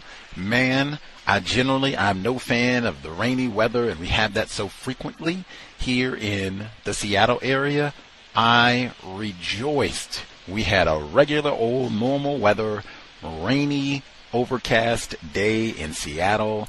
It was a balmy, like 45 degrees, 46. All of the snow and ice is gone. It is back to regular times, at least weather-wise, on the plantation around these parts. For the people, man, I saw in Buffalo, I think they got, like, no joke, no hyperbole, West New York, Buffalo, I think they got like 6 feet of snow. Deathbed, man. Like, I was about to cry and whimper. We didn't even get like an inch of snow. We just had ice briefly yesterday, and all that was gone by about 8 p.m. yesterday, and I was ready to tap out. So I cannot imagine. And they just had that big snowstorm just a few. Oh, man. Rick James, I feel you. I feel you.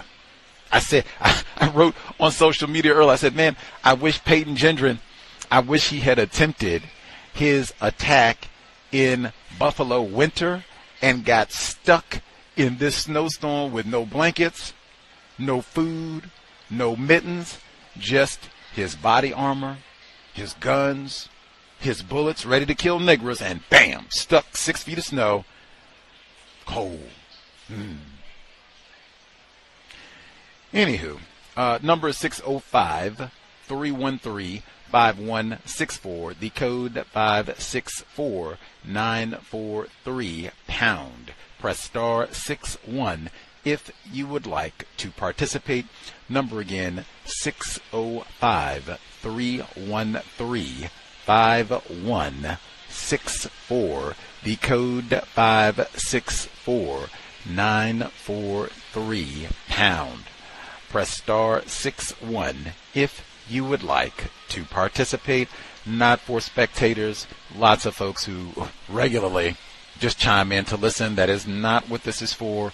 Exchange of views about, man, there's so many news reports that have been happening for the last 7 days, the year in total, but man, What a week, especially worldwide. The situation that's happening in France, all over the world, the things that are happening. Super important to try to be as mindful as you can of news events, racism, white supremacy from a local, national, global perspective.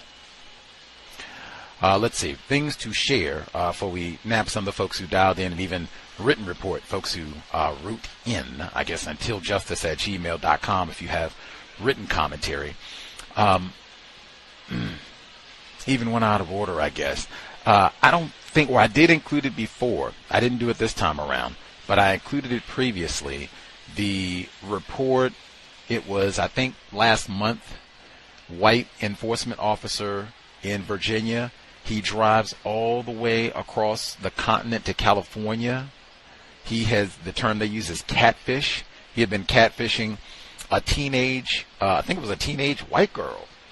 She was like 14, 15 years old. He drives all those thousands of miles, kills her mother, grandparents, kidnaps her, gets into a gun battle with the police. Think he set the house on fire too, but all of this, and he, I think, was 28, something like that, in his 20s, and an enforcement officer in Virginia, Commonwealth, Coon Man, all that. And I neglected to include this for neutralizing workplace racism. They were talking about people lying on their resumes. This white man, he used his father as a reference to obtain employment as an enforcement officer in the state of Virginia. And then he goes on and does his, catfishing, as they kills 3 white people, I believe, and kidnaps a white girl. Gets into a gun battle with the... Anyway, and he set the house on fire too, like, man. Anyway, there are so many threats, because he was posing online, I think, as like another 14-year-old or whatever. That's how he, met this young girl. There are so many dangers in the system of white supremacy racism. And that first report that we started with, and they talked about the amount of hours that very young children spend online, and then they emphasized these hours do not include hours for school. This is totally separate. This is just, Netflix, YouTube time, all the rest of it. I mean, what was that, like 5 hours? And that was for young children. Like, oh my God. Do you think they are practicing conjugation? Making sure that they have all of the grammar fundamentals together for that 5 hours. They're working on their multiplication, making sure that they are going to be A+, crushing it. When they get to algebra, do you think that's what's happening? They're going, I'm going to get ahead in biology. I seriously, even if half of the time is spent with that, what's the other half? How much exposure is that to, like, this white fella out catfishing? They didn't even mention that case. I was waiting for it because that got a lot of attention. They were talking about a totally separate case down in Georgia. Same type of thing, though. One of our previous guests, a parent, I don't have children, so always emphasize that. No qualifiers. Might not know what I'm talking about. That said, one of our previous guests who does have children, and multiple, he said, hey, being a parent, I take that phone, I take that device, or what have you. Your child does not have to have a device. They certainly don't have to have a social media account. You be the parent. You decide, hey, they said at least middle school, they don't need a phone. It's no reason a 6-year-old, 7-year-old, 10-year-old, it's no reason for them to have a phone. None. Who are they calling at 8, 9? Who? What is their schedule? What is their itinerary where I gotta have a smartphone. Gotta keep track of my day. We got those lunches and got that afternoon, multiplication, and just things get hacked. Gotta have a phone. Keep things. Really? Come on.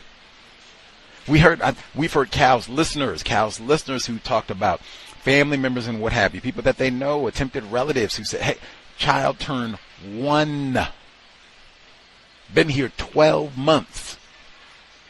Oh, gotta get him a phone. What? They're not even potty trained, man. They just think it's a pacifier. Like, why do they need a phone at 1? Come on, man. All of that. Like, you're going to be a parent like, hey, we talk about those 200 questions. There should be some substantial time and energy devoted to let's research. Let's, you and I, attempted parents, let's come up with a plan for our child and how they're going to use these devices. What do we think? Because we already said about that TV thing. So what do we think it's going to be? What age do they need a phone? How do we handle the Wi-Fi and all that? When do we allow them to have social media, if at all? All of that. Research it. See what some theories are. Talk to some other parents. What have they done? See the parents who they don't have much structure around that at all. What's the result? See the parents who maybe, put too many restrictions on it or what have you. What's the result? See some folks who feel like they're pretty pleased with the results. This is what they've done. They've had a child sometime in the 2000s, right? Maybe they had a child 2010 or what have you, sometime after social media was kind of here and established, and see how they've handled this. Now the people have had about a good decade or more, UT a little longer, to see how people, handle all of that. But that is like a serious subject matter out of many, many, many things to talk about way before conception. And even we have to model good habits. So, if we walk around all day long, head down, poor posture, on the phone all day long, texting and boom, boom, boom, boom, boom, all that, like, we can, talk a good game, but if that's what our children see all day long.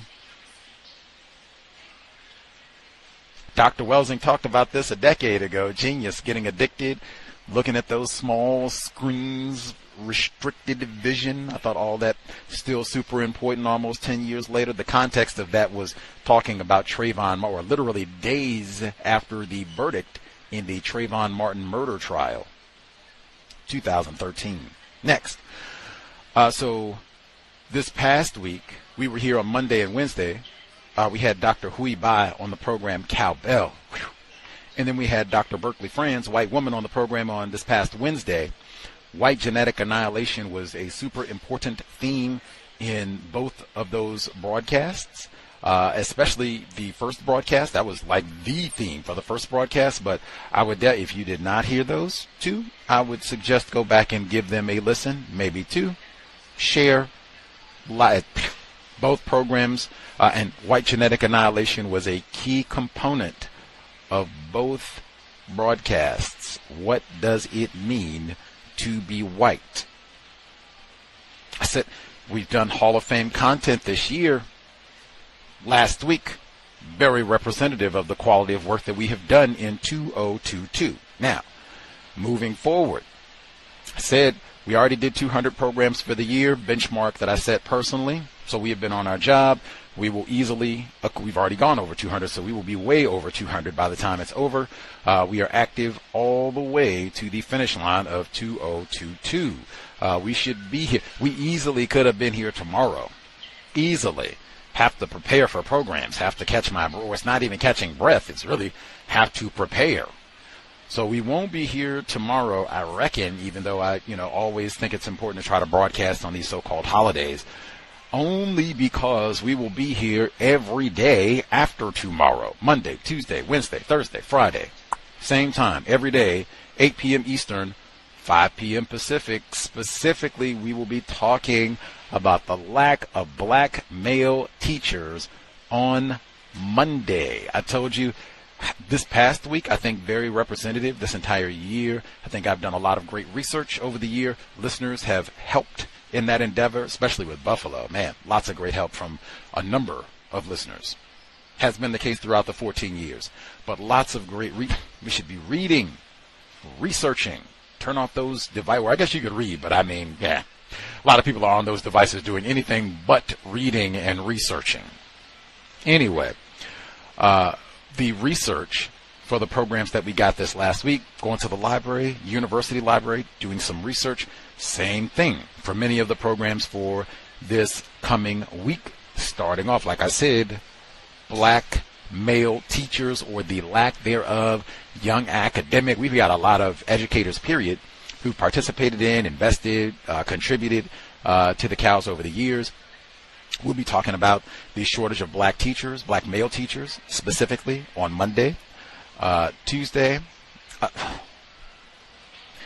So many things I could say. So many things I could say. Boston was mentioned in the clips. New England, slavery. Boston, chocolate. Cannot wait for reading. More important than watching television. Dr. Francis Cress Welsing. Chocolate. Chocolate, chocolate, chocolate, chocolate, chocolate. Chocolate. And then Wednesday, we're back to talking about, the Jackson situation. Water crisis in Jackson. White supremacy, racism. That's Wednesday. Book club, Mahmoud Abdul Rauf, In the Blink of an Eye. Best book that I've read this year. Almost done. We'll have 2 sessions left, I think. Second to last will be Thursday. And then neutralizing racism, neutralizing workplace racism this coming Friday. But full week, not here tomorrow, really just because got to have a little bit of time to try to prepare for a full slate of programs to close out 2023. If you have time off, right? Holidays and all that, where you're not going in or taking it easy as we wrap up the year, or the weather is still bad if you're in Western New York and they got 6 feet of snow. Feel free, stay warm. Hopefully power stays on or what have you. You can prop your feet up and listen to counter-racist content all week long. Invest if you think the cows is constructive. Visit the blog racism-notes.blogspot.com. racism-notes.blogspot.com. Listener supported counter-racist radio. When you hit the blog, you'll see the PayPal button in the top right corner. Directly beneath the button, you'll see the link for PayPal, Cash App, Venmo. Much obliged to all of the folks who have invested. 14 years if we make it to February of 2023. Hopefully we have been constructive more often than not, and not just talking crazy for over a decade, helping folks get a better understanding of white supremacy, racism, what it is, how it works, what it means to be classified as white. The 2 programs from this week, our 2 guests that I just mentioned, Dr. Bai and Dr. Franz, I think both would help you understand what it means to be white, among many others. Let's see. All right, got those. Boom, boom. We have a listener report. I want to make sure I share. I'll do that now. We have a listener who wrote this in. Want to make sure I share. Untiljustice@gmail.com. Folks have things that they like to share. Already mentioned attempted parents. I do not have offspring. Listener writes in. I was recently kidnapped by race soldiers while attempting to vacation. No holidays for race soldiers. I am an attempted father, and I am of lowest rung in this country as far as race, class, wealth. However, I am aware where we are geographically located in the world, and I think I know what it means to be white in a system of white supremacy. For a while, the last 5 years, give or take, I've been allowed to go on 3-night, 2-day trips into the mountains of northern Pennsylvania and spend my meager, niggardly earnings at what white people call a resort. However, this time was not the case. The reason I mentioned class and the like is because I work in a restaurant making about $16, yes, that in quotes, per hour, and it's not salary. I miss the days I don't get paid. I work at least 45 to 50 hours per week on top of being home every day with my children and doing my part in attempting to raise them. I had to arrange time off work, took 2 days off school for my children. It's cheaper and less crowded during the week. I have 2 girls whose birthdays are in December, so for years their mother and I tried to get away and show them something outside of our everyday environment. We enjoy nature, deer, the occasional black bear, yikes, nigger bears, sorry, or a fox. So on Tuesday after work and for the girls after school, we loaded up the vehicle and headed out. We checked in around 7:45, about 2.5 hour drive from where I live. Philadelphia, by the way. Brotherly love, Will Chamberlain. So after driving to and from work, which is 13 miles each way, I go home, pack up. I'm sorry, I got distracted. Sorry, Sue Africa. I go home, pack up, and then hit the road through rush hour traffic into the mountains. Needless to say, I am a bit tired eyes, a little red-eyed, I guess. That's what the race soldier said. Now, I'd be just as content to let the children play for a few hours, have a couple of snacks, and call it a night, but my attempted partner insisted her children eat.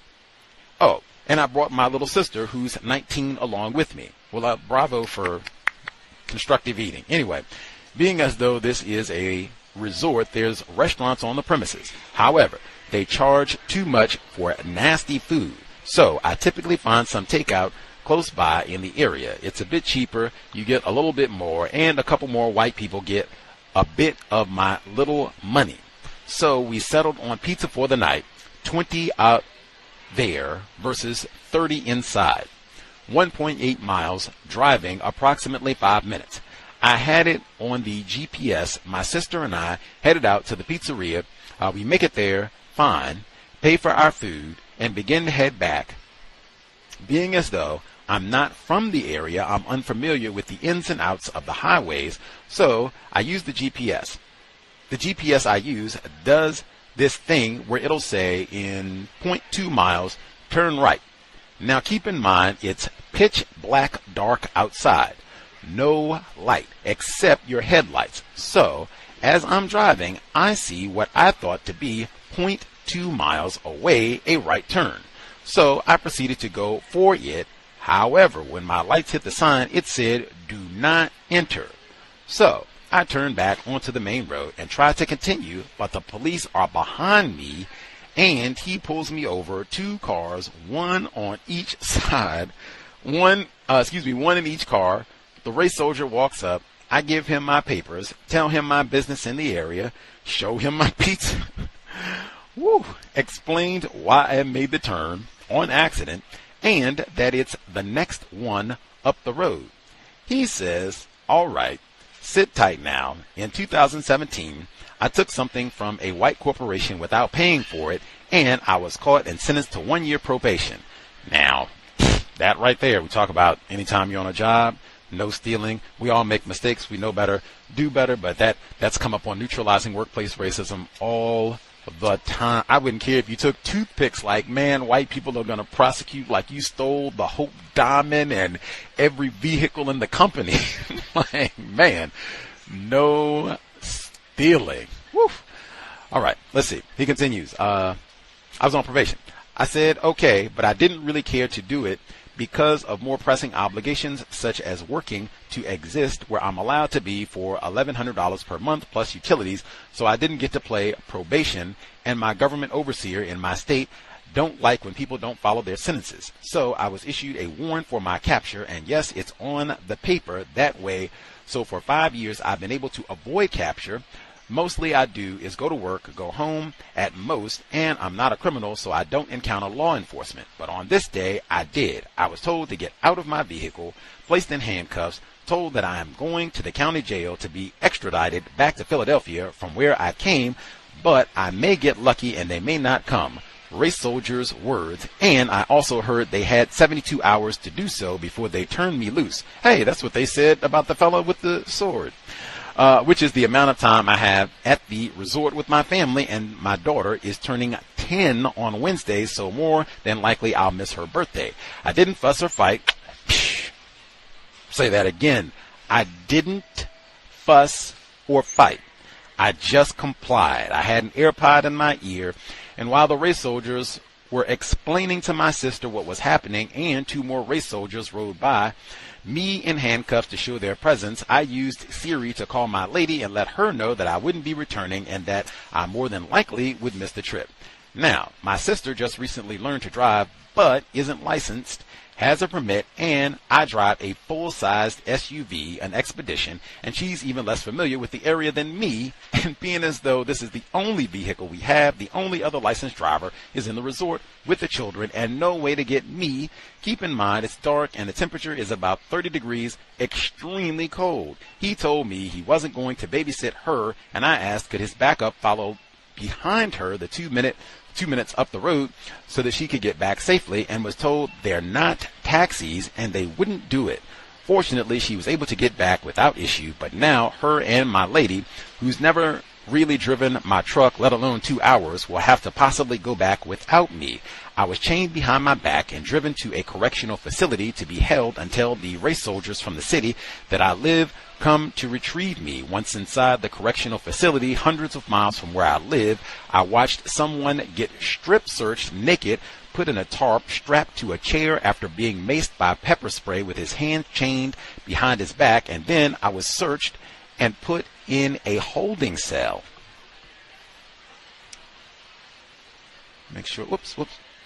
Searched and put in a holding cell with 4 white men and another white male, given a blanket and told to sit, wait in this area.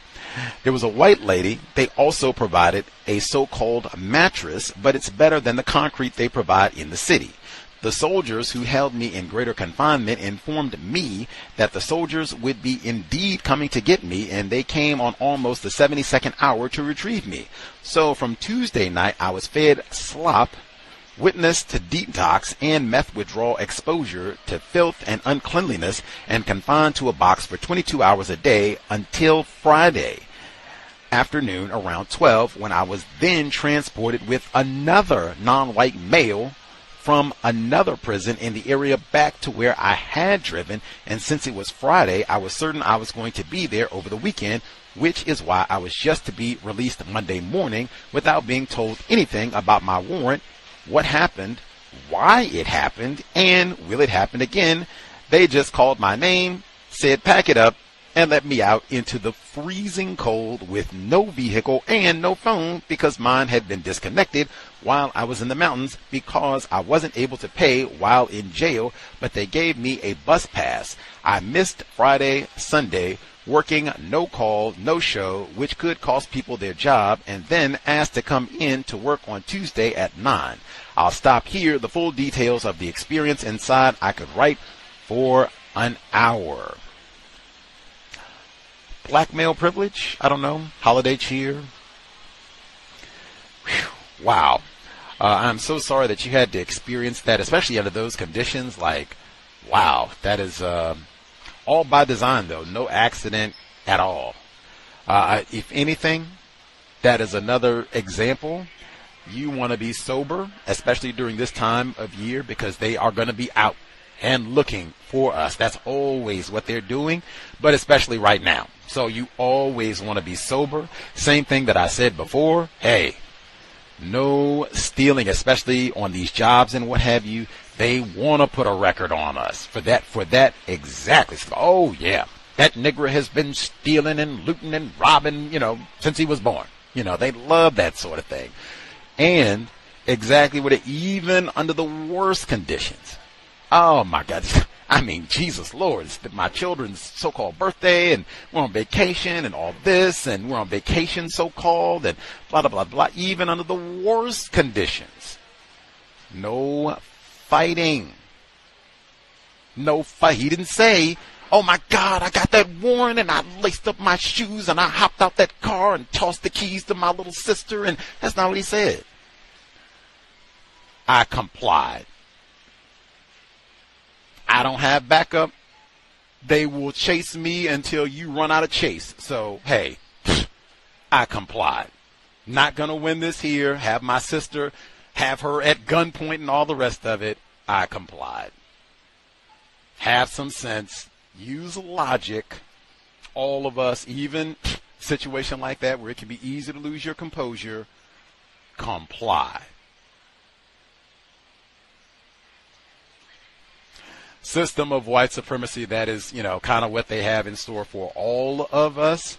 I'm glad that you are out now. I told, this victim to try to do as much as they can to replenish from all of this, get lots of good rest, eat well, after you've had some time to kind of decompress. I don't know if writing, sharing all of this, if that helped in any way, but after you've had some time to decompress where you can talk to your partner about all of this, and just, kind of help kind of console each other, and then talk to your offspring, because I'm sure that had to be really traumatizing for them too, just, to have a parent just disappear. Like, what where's Daddy at? We're supposed to, we're on vacation and doing this, that, and the other. And he's not even coming back with us. Like, what is going on? So, yeah, talk to them. I'm sure it had to be really traumatizing for them.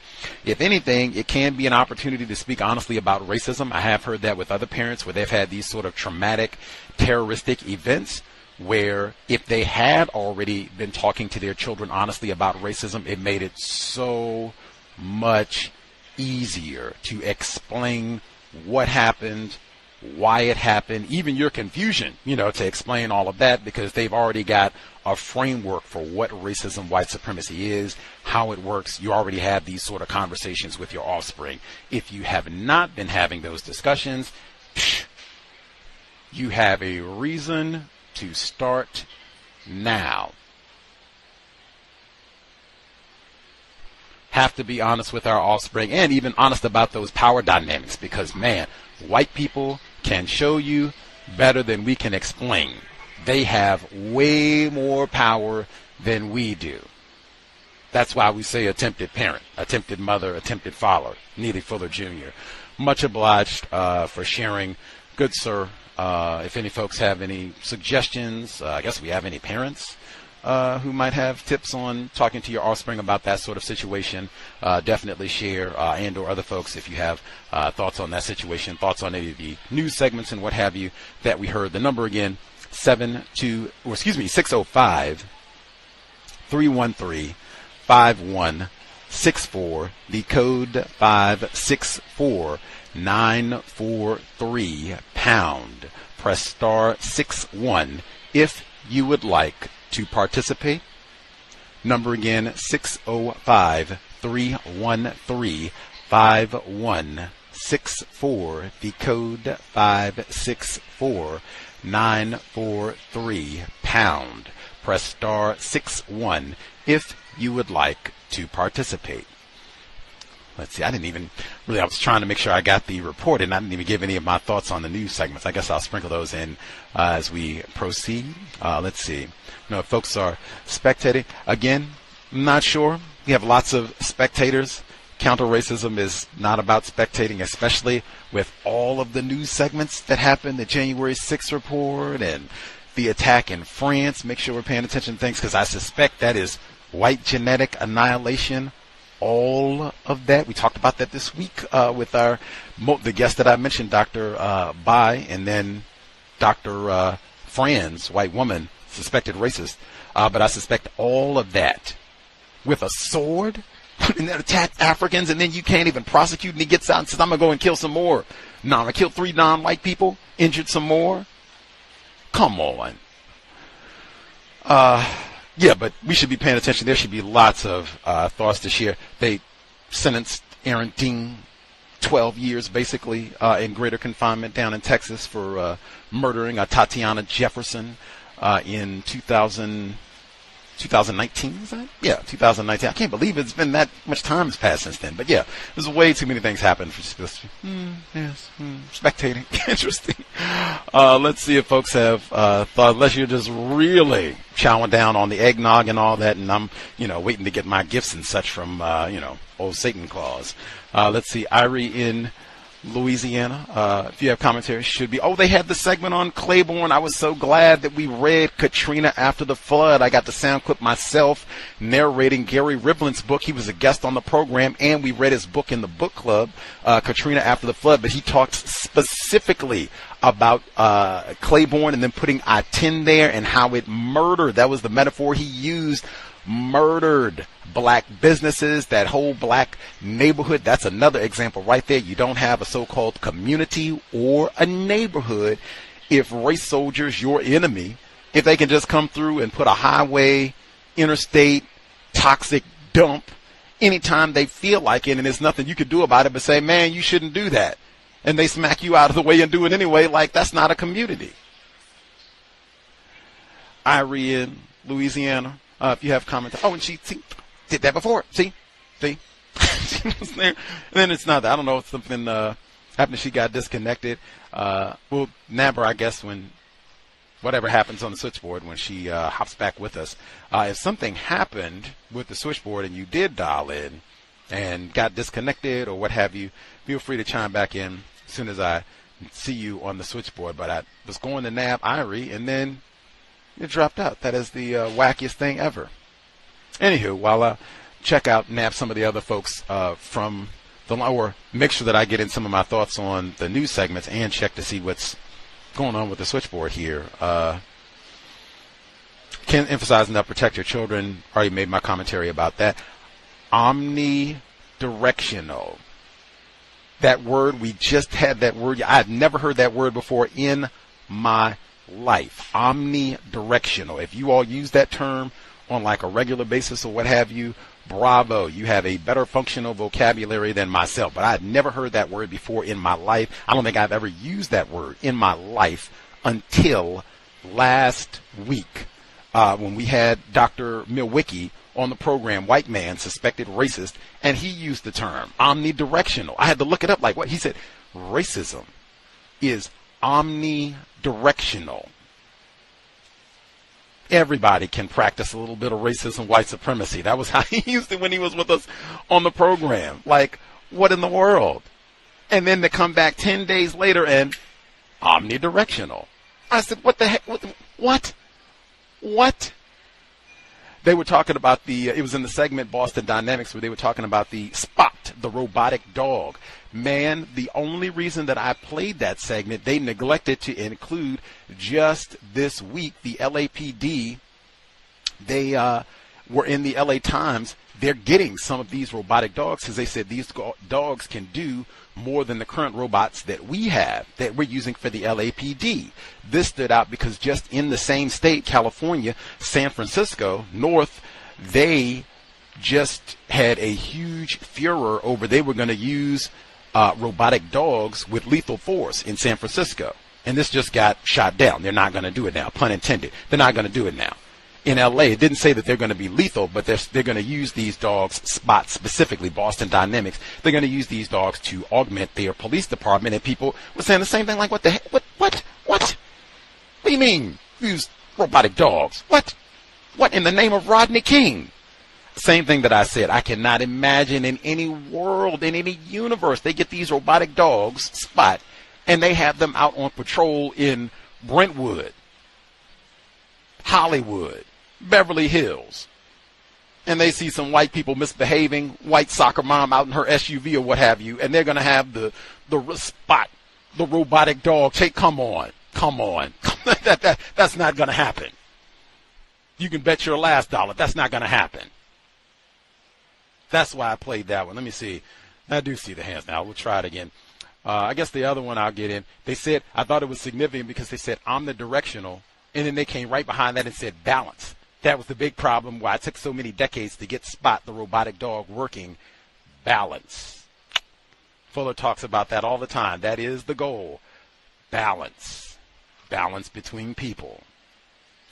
Anywho, what was the other one the report on life expectancy. Man, when I talk about counter-racist media literacy on this program on a regular basis, I was going to play. There were many outlets that covered that report about the life expectancy dropping again in this part of the world, northwestern hemisphere. I was going to play the Fox version of that news report. I don't play Fox News very often on this program and, try to diversify and, hear what different news reports, how they cover, what they talk about, that sort of thing. Fox News did not include any information about racism, white supremacy in their report on the life expectancy issue. Because of that, I did not include the Fox report. I switched out and played what PBS had to say from that report. Now, they talked about COVID-19. They talked about the opioid situation, and many folks have talked about, those are serious problems with regards to life expectancy, overall health, COVID-19. They talked about the racism aspect. We talked about that on Wednesday. They talked about the opioid problem. They've been talking about that for years, and specifically what a huge and detrimental impact that has had on white lives and black people too, but especially white lives. Man, when they snuck that part in about alcohol, ooh, don't we have a straight up moron who comes out here, you almost say that is a public service announcement to say sobriety would be best. I have heard many reports talking about life expectancy, and that's a big problem, and health concerns in this part of the world. I have not heard one report talking about life expectancy dwindling and or overall health concerns in the U.S. and alcohol being front and center as a part of the problem in this part of the world, or anywhere else in that matter. That, to me, stunning. Like, that should be all the time. Like, man, dry January, isn't that what they call it? The tacky verbiage that they have on it? That means no drinking, right? That should be all the time. Dry holiday, dry December, dry January, dry Super Bowl, because that's another one. Binge drink. Like, come on.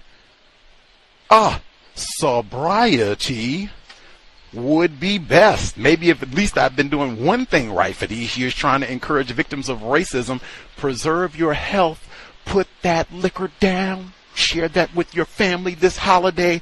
Dry January, dry December, when they do all that talking about fentanyl and opioids and COVID-19 liquor, especially because they said with the pandemic, people drunk more. They spent all that time being at home, stressed and angry, and what are we going to do? And I'm not going to wear a mask.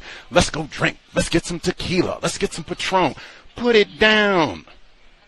Let's have some health and vitality to replace white supremacy with justice. Oh, excuse me.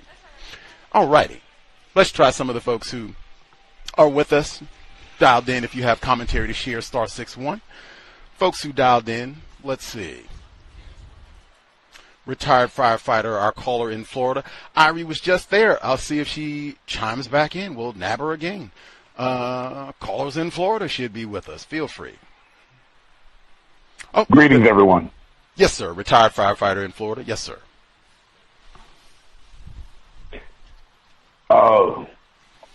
DCS program is canceled until next year, and it's not a hard guess to understand why. With the holiday that's ticking up a lot of non-white people during this time of year. So therefore,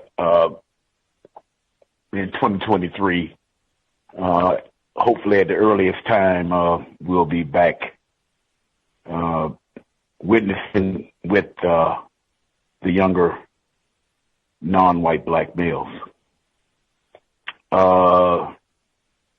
Just wanted to briefly talk about an outing that I accepted to go to. This guy that literally grew up with,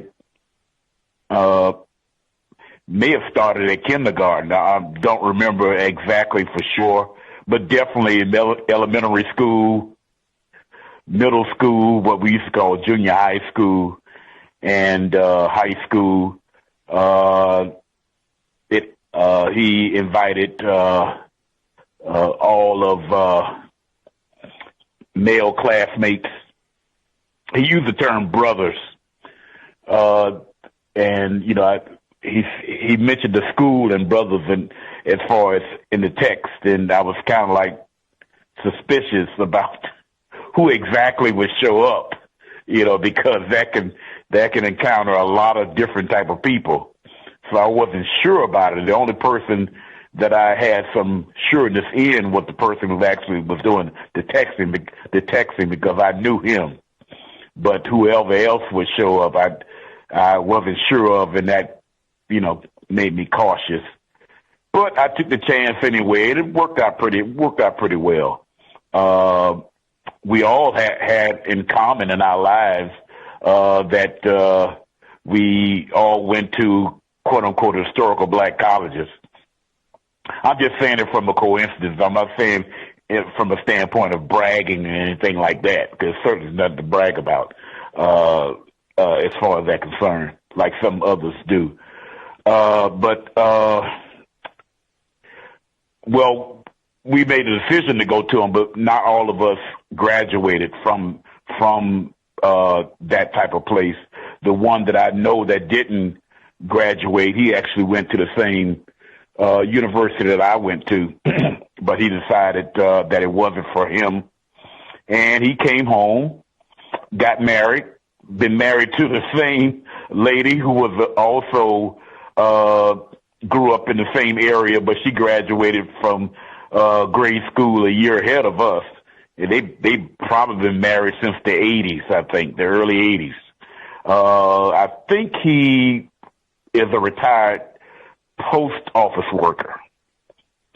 The other person was an attorney. And the person who organized this, he does this every year during this time. I can't remember exactly that historical black college he went to, but it's the last one as you head up in the northeast part of the world that's called the United States. I just can't think of the name of it. The attorney went to Howard, and we basically went to a basketball game. I haven't been to a basketball game this century. University of Miami basketball game. And we just chatted while, watching the game and that sort of thing. And, catch up a little bit on what each other's doing, that sort of thing. And basically after the game, we departed. But, I knew every last one, all three of those guys. I spent, some time around all of them, since we were, like I said, little children.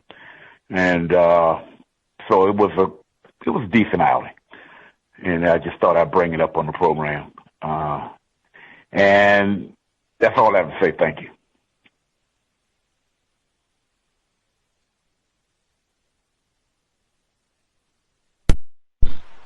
Much obliged, retired firefighter in Florida.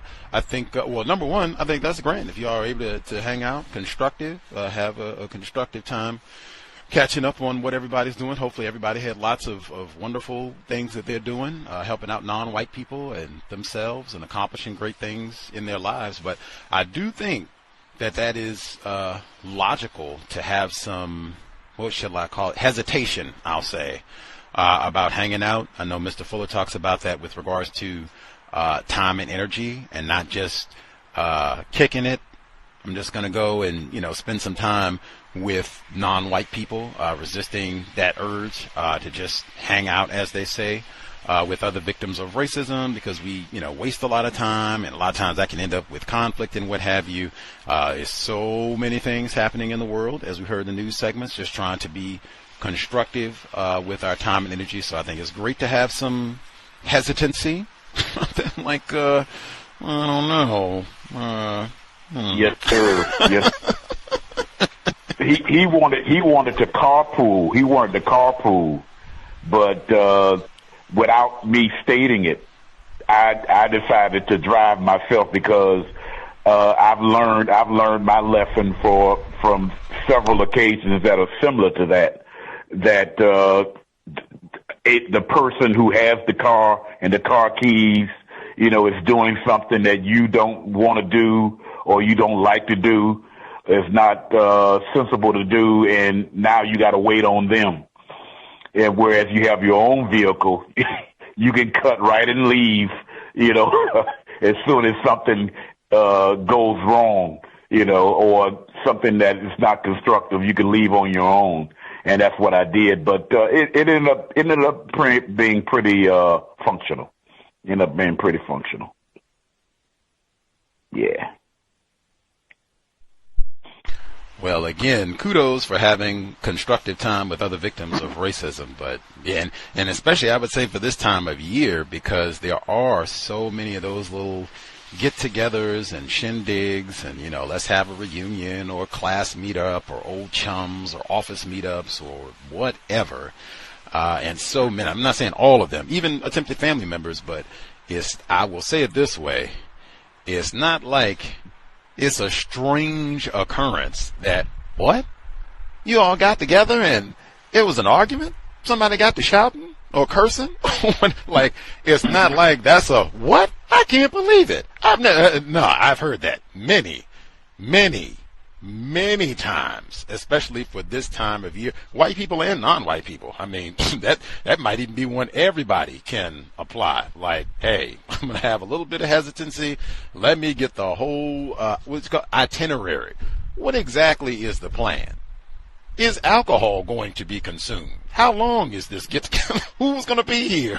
Like, let me get all of that information up front. And then, even as he said, if I attend, I'm going to take my own method of transportation. That way, if things do go awry, I will not be held hostage, as they say, where I got to be here for another 5 hours of cursing and shouting and whatever else is going to go down.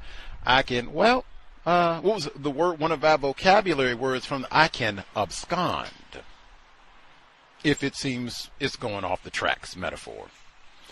Much obliged. Yes, sir. One last thing, Gus, is one of the reasons why I wanted to extend my personal rulings and go along with it, because the host was partly, a big time responsible for the job that you are calling me with the fire department. I didn't have any thought or idea or ambition to be a firefighter at all. He was the person that wanted to be a firefighter, and he basically coerced me to go along with him to take the written test. And instead of them calling him back, they kept calling me back to do this, do that, do this, do that, so that sort of thing. So it's kind of like a grateful thing, and he's a pretty reliable person anyway. So that's the reason why, despite my suspicions and whatnot, that I decided just to take the chance because of this person. And that's it.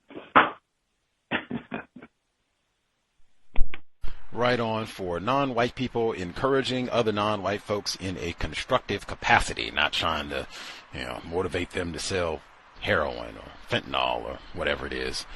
I do, since I used the word abscond, hey, that report that we did here, 97-year-old white woman who they tracked down, prosecuted. Now, they gave her a suspended sentence, but still. And they said that she absconded when they first, she was going to be indicted and they were going to go through with this criminal process. I think they said the trial lasted a year or so. Like, man, what do you mean she absconded? I thought they tried to say that she was old and, how are you going to be shaking down this old woman and what have they. Said when she was a teenager, it was 65,000 people killed. And she was an administrative secretary. 65,000 people. Come on. They should have, it shouldn't have even got to this point. They should have tracked her down like a long time ago. 65,000 people? And you're a teen, and did you hear? Now, she said 65,000 people, and you're a secretary for, you keep the records, literally, for all of this. And she said, same thing the white people say on this program all the time when we say, now, who is more informed about racism? And they say, oh, my Lord, Jesus, white people are so ignorant. Oh, my Lord, they are just unaware and ignorant as can be. They just don't know nothing. That's what I wrote her name down, too, because I had to figure out the spelling of it. Irmgard Furchner, or Faulkner. Irmgard Furchner. I was just ignorant. It was 65,000. I didn't know. I just didn't know. They just told me to keep them. I was 17 years old. I was a child. I just didn't know. And the jury said the same thing that any logical thinking person would. That is a bunch of bunkum. Get out of here. You didn't know 65,000 people and you didn't know. You keep the books and you didn't. Get out of here. Irmgard Furchner. And then you absconded, in my opinion, because you absconded. See, that shows you are not recalcitrant. She said, I'm sorry I was there. Although I was ignorant, but I am sorry. But no, you're not. If you were sorry, you wouldn't have absconded. You would have stood trial, been held accountable, and been honest. I'm 97 years old, you know. You can't be shaking me and Carolyn Bryan Dunham. You can't be shaking us down. Old white women. That's the one participated in killing Emmett Till. You can't be shaking down old white women. You know, you got real anti-Semites like that old Kyrie Irving. Ye said something this week. What's on his social media account? You shaking down 97-year-old white. You ought to be ashamed of yourself. She should have been locked up a long time. It should not have been a suspension. If you, me, Renthal James, Opalaka 3, we had killed 5 people. We had killed 5 chipmunks out of season. They would have come in and would have been no suspended sentence. Michael Vick, no way. You could do some years, hard time, put you in Angola for a couple decades. Chain gang. She didn't know. White people, they don't never. When do you hear a white person say, oh yeah, I was very informed? Other than Dylan Storm Root. When do you hear a white person say, oh yeah, I was informed? Expert. Genius, really, at practicing racism. When do you hear that? Just Dylan Roof.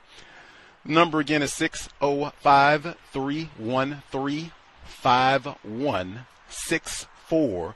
The code 564-943#.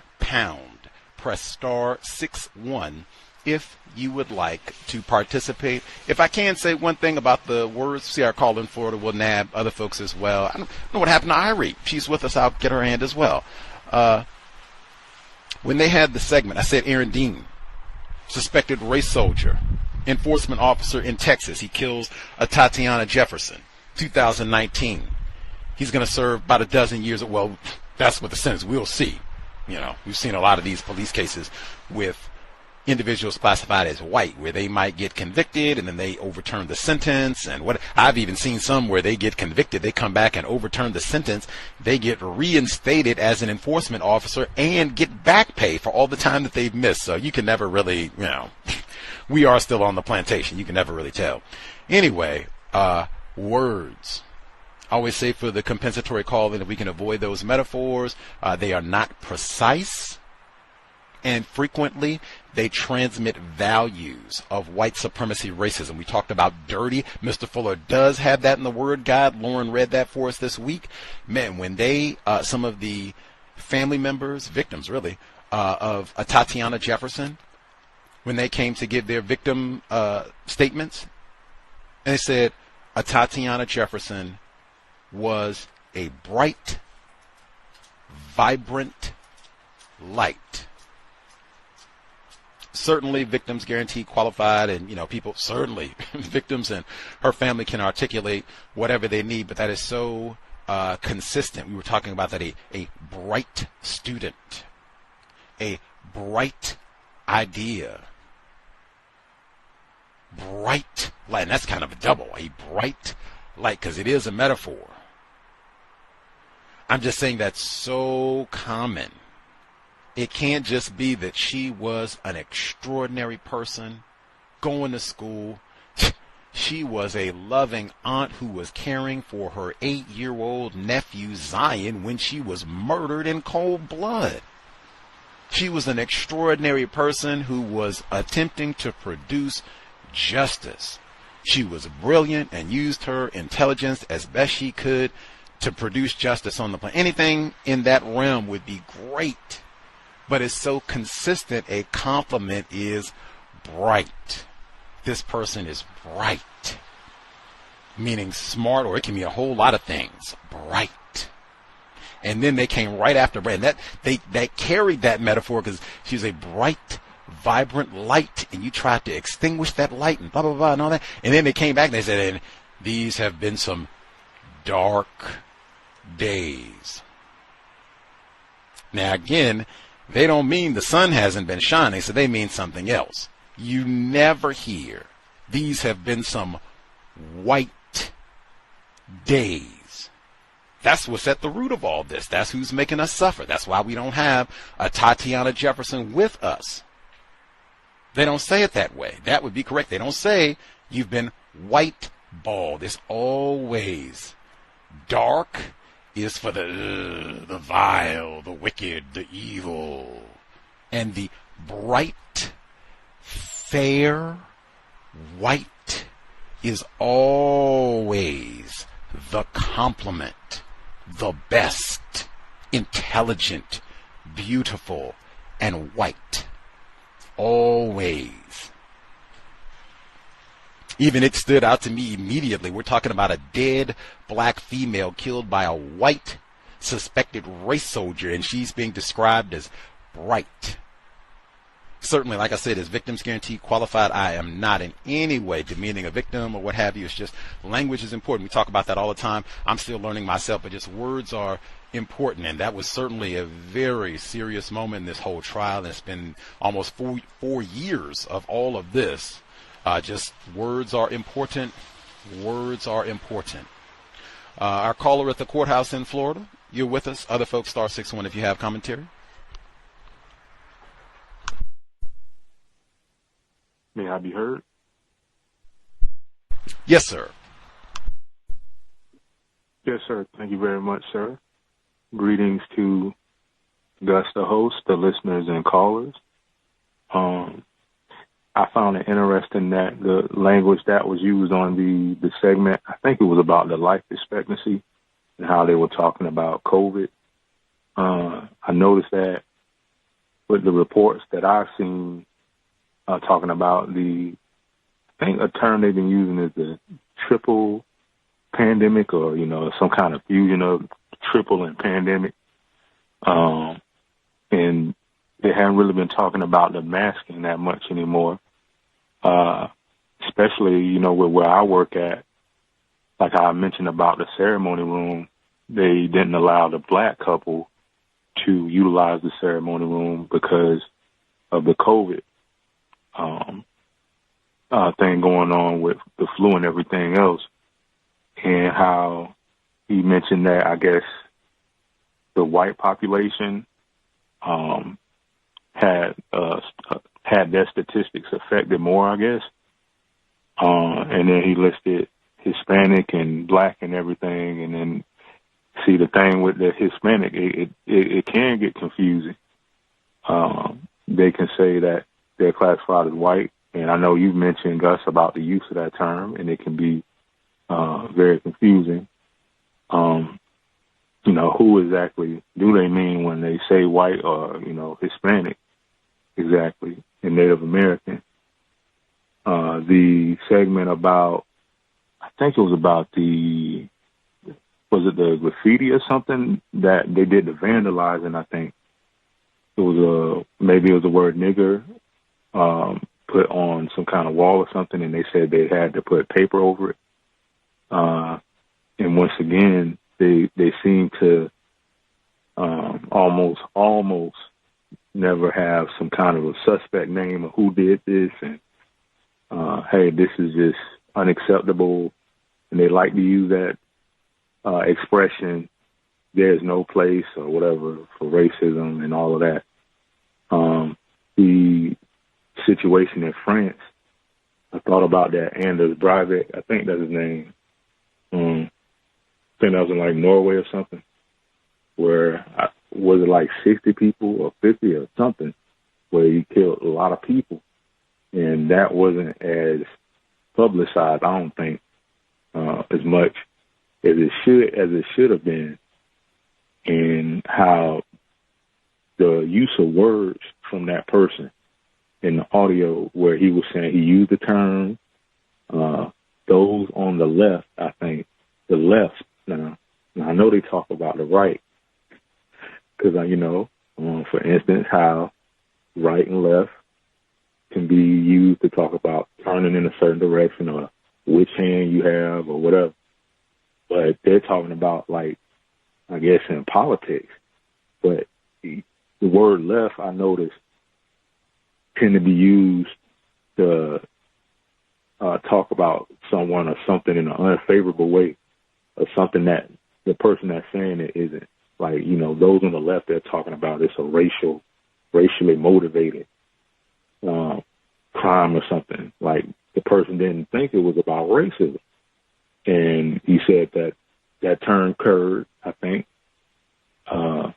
they thought it was about them being targeted, but people on the outside thought it was about a racially motivated crime or something.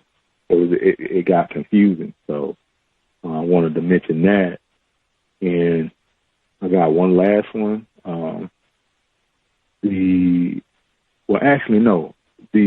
I think the guy's name is Benny Thompson from Mississippi. He was the head of the committee for the January 6th hearings and things like that. The person was saying how he spoke with a southern drawl. You know, I'm not sure what that may have any significance to. You know, maybe because of John Lewis. I don't know. But for the fact that he said the word racism was used one time, and if this is the same type of document, I guess I think they said it was like 890 something pages. Maybe that's the same thing they're talking about. But you know, that's just that's I guess I could say a disappointment. Maybe that's the best word I can come up with. To have that word mentioned just one time, racism, especially not having white supremacy, and the people from the groups like the Proud Boys denying that it's a connection of white supremacy, but they like to go on and use white nationalism. And my last one is there was an incident that occurred up in Jasper, Florida, not too far away from where I'm at, like almost toward the Georgia-Florida border. And a black male is in the hospital from having his neck kneeled on by a race soldier that was at a basketball game, apparently. And I actually found out about it going into the break room and turning on the TV with the same remote that my supervisor, the white man, took the batteries out of. And he was knocked unconscious, I guess, when this incident happened. And a white woman was looking at it, and she said, she said, here we go again. And she said, at least he survived. So that's her racism constantly being shown right there. But yeah, he's supposed to be getting arrested. And I think this was in like Hamilton County. They were at a basketball game, and so I guess he was asked to leave, and he was with a group or something. I'm not sure the whole context, but yeah, he's seeking medical attention in the hospital and supposed to be getting arrested after he gets out of the hospital. So don't fuss, don't fight, don't flee. I think that's how it's worded. But other than that, that's all I have to share. Thanks for allowing me to speak. Dang. Is that black male privilege? Like, dang. He said he had to get medical attention, and then once that's done, you're still going to get arrested. Like, dang. Black male privilege. He said he heard it in the break room. That's what they tried to do. Break a Negro. Wow. Well, yeah, maybe make sure we get to comply. Heard it twice. Comply. Make sure you can do everything you can to try to minimize getting to that point to begin with, but comply. Much obliged, our caller in Florida. Now, you got this big, hefty report, which you can download for free. It's about 800 pages, this big, chunky report. Racism is in there one time. Now, we had Cows listeners who called in proudly and said, hey, I don't think this incident, January 6th, insurrection 2021, I don't think this has anything to do with white supremacy racism. You had a lot of white people who were upset with what other white people were doing, largely. Thought the election was stolen. Joe Biden, they're upset with Joe Biden and other white people. That is not my opinion, but there were Cows listeners. That was the opinion they took. This event, January 6th, has nothing to do with racism. I take the opinion, really, any time you see a significant number of individuals classified as white, and that's purposely vague because, I mean, hey, a significant number could be 2 white people with guns. That might be enough to start a whole lot of trouble. But a significant number of white people with guns? Oh, yeah.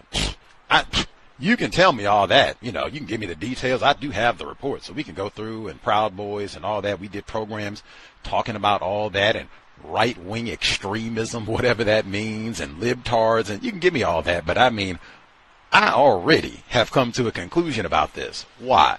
Individuals classified as white are the global minority. So anytime I see a group and it's got a whole lot of people who are classified as white, it's not a whole lot of you all on the planet, period. It wasn't even like they tried to be diverse. I didn't see a whole lot of black people in there. I haven't seen a whole lot of non-white people prosecuted either. That alone tells me everything I need to know about what is happening here. They could have been Joe Biden's homies. If it was a whole lot of white people out with guns, mad about the election, and Joe Biden should have won, if it had been the other way around, I would have said the exact same thing. Anywho, that does happen frequently, where events that would seem, dang, it would seem like this has a lot to do with racism, white supremacy, but racism, white supremacy doesn't get mentioned at all, or is mentioned one time.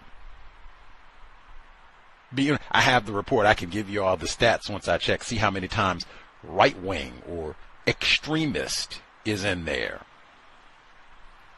Same way with the attacks in France, and I said the same thing. That reminded me of Anders Breivik, 2011, where he killed a dozen, I think it was over 60 people, because he had the bomb that went off at the government facility in Norway, and that killed a number of folks. And then he went and killed the children and left that big manifesto and all that. That, you know, inspired a whole generation of white supremacists around the world. Same thing, mad, got all these immigrants and foreigners and Muslims, non-white people. We talked about, Dr. Welsing talked about, then had the audacity, he went and put, since they don't have a whole lot of non-white people, Negroes in Norway, they don't have real punitive justice system, so-called, there. So they don't have, like, you know, death penalty and all that, you know, you're going to get 15 life sentences and everything. This dude is in prison mad because he's got like a PlayStation 3. Like, you know, what kind of barbaric conditions are these? I'm supposed to have PlayStation 5. What's wrong with you all? There's no way, isn't it? I'm gonna have rights. That's the exact thing that I thought about. Oh, Anders Breivik, he went and posed and did up and killed, and he killed a lot of white people. But said, I'm mad about system of white supremacy. You all aren't doing the right thing. You're not running the country Norway right. I said the same thing. This guy sounds exactly the same. I don't know if he has a manifesto, as they call it, that'll be attributed to him. They said he had classified himself as a racist. Like, dang, who does that? Except when they're on the cows and get asked, who does that? That would be reason alone to pay attention. And that's another one. Same thing, the confusion. If they had just said, this guy who said he was a racist went to kill non-white people, that everything is clear now. Now I don't have to sit here. Africans, Kurds, Turkish, French, and scratching my this guy was a racist. He wanted to kill non-white people. Oh, okay. Got it. Racists don't want that. Confusion. That's a Hispanic and Latino and honorary white. Provisionary white. They have all kinds of it. It's terms and terms and terms and terms. And you can check multiple boxes even. More terms. The report with the superintendent where they did the graffiti, in that report, they said that out of 200 71 superintendents, 8 are black. One of them being the victim of the racist graffiti, but 8 Negroes. I want to know how many of them are Negro males. Not that, I mean, even if all 8 of them were Negro males, like, wow, 8 out of 271. That is not even 3%.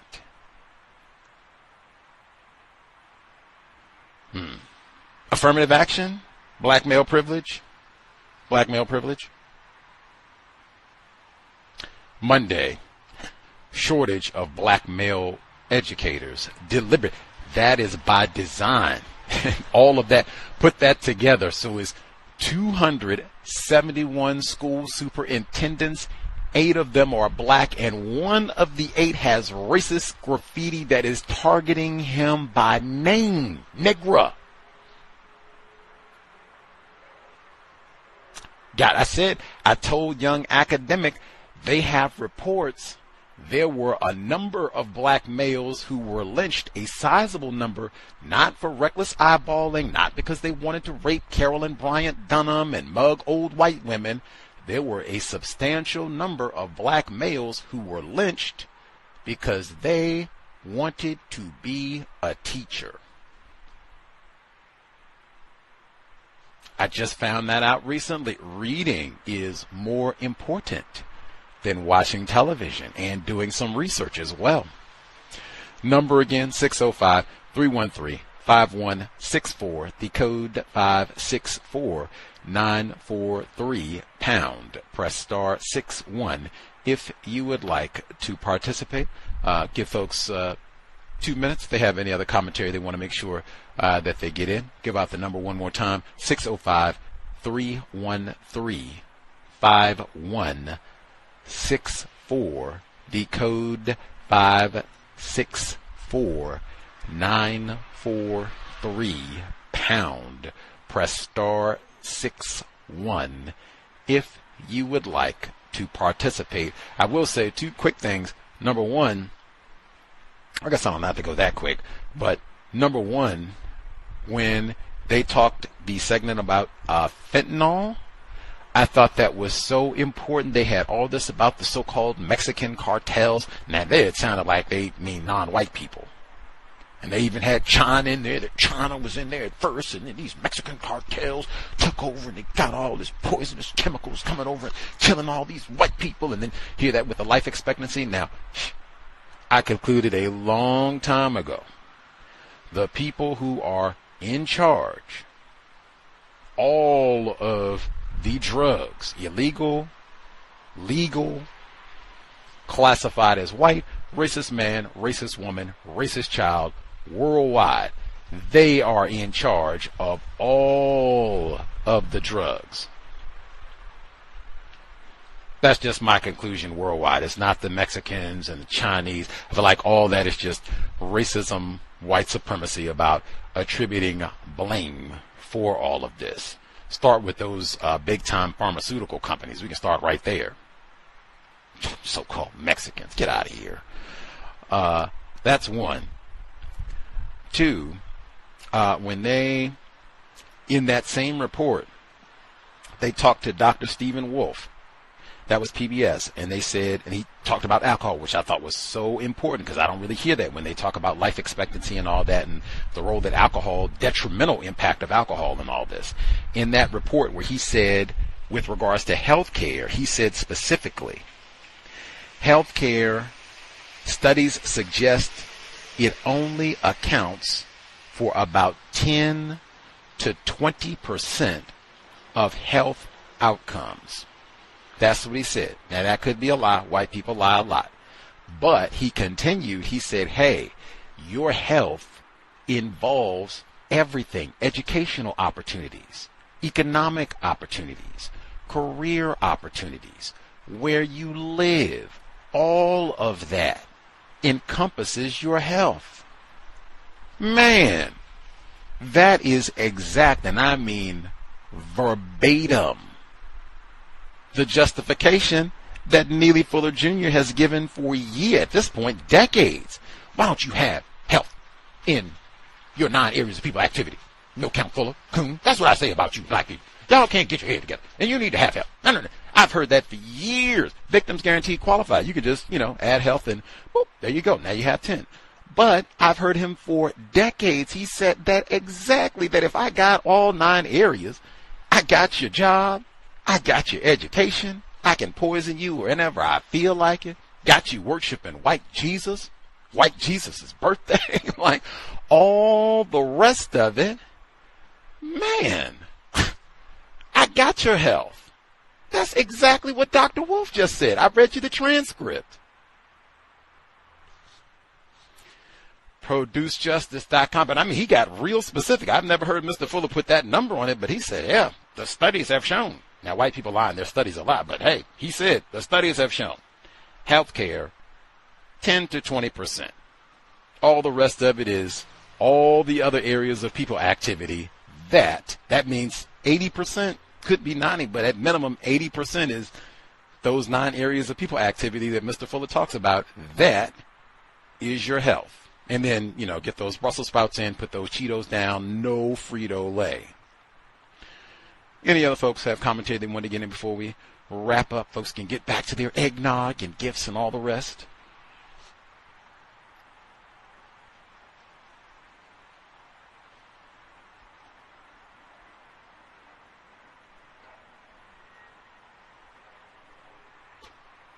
Everybody satisfied? Grand. Caller at the courthouse, he mentioned Congressman Benny Thompson. He's the black male victim of racism on the January 6th panel, who the only time racism is mentioned in the report, he wrote it. That discussion, Democracy Now!, my BFF, Amy Goodman, in that report, Hakeem Jefferson, victim of racism, he was speaking to Amy Goodman this week, and he said, but he was talking about Congressman Thompson, black male.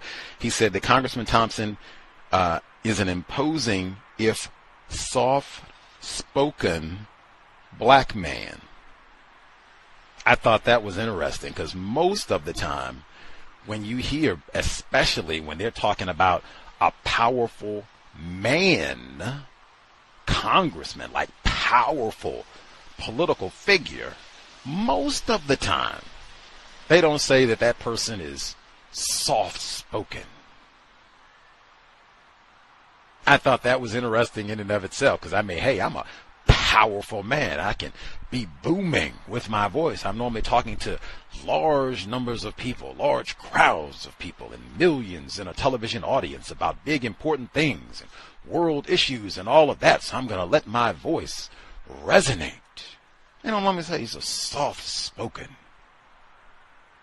I don't know what Hakeem Jefferson meant by imposing. He would have to break that one down for me because that, being a black male and being described as imposing,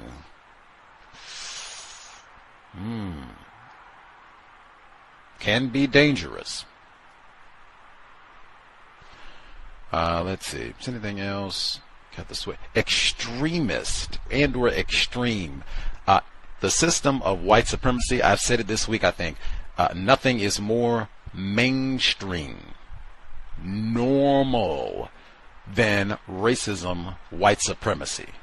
I think it is a misnomer, it is inaccurate, and it promotes incorrect thinking to use the word extreme if we're talking about racism, white supremacy, because that is all the time, all day long. They fella got a sword. They didn't even name him, too. That's so common. If that was a black person, a non-white person, if it was some sort of non-white Muslim who had come there and done whatever and then had a record of doing this before, he would have been identified. I've seen that consistently where they got whole books, The Hands of Persons Unknown. Philip Dre, he wrote that book. He was a guest on the program after January 6th, no less, where they said that even then we got lots of unknown white people out running amok with weapons, damaging federal property, killing people. Anywho, extreme. Yeah, that is not extreme. That is white behavior, racist behavior worldwide all the time. It's not extreme at all. It's the same thinking, behavior, speech, codification, racist codification that explains why we have no black male teachers. And that also is an act of violence. Don't call it extremism. It's violence. White terrorism. System of white supremacy racism. Call things by their proper name. Same thing with right wing. I'm going to look at that report on January 6th and see how many times right wing is in there, extremist is in there, and then we already know racism is in there one time. Nationalist, that's another one we heard. Nationalist, right wing, extremist. They got lots of ways that racism, white supremacy. Is that what you're talking about? The system of racism, white supremacy. That's what you're talking about. Terrorizing, mistreating non-white people. That's what you're talking about. Got it.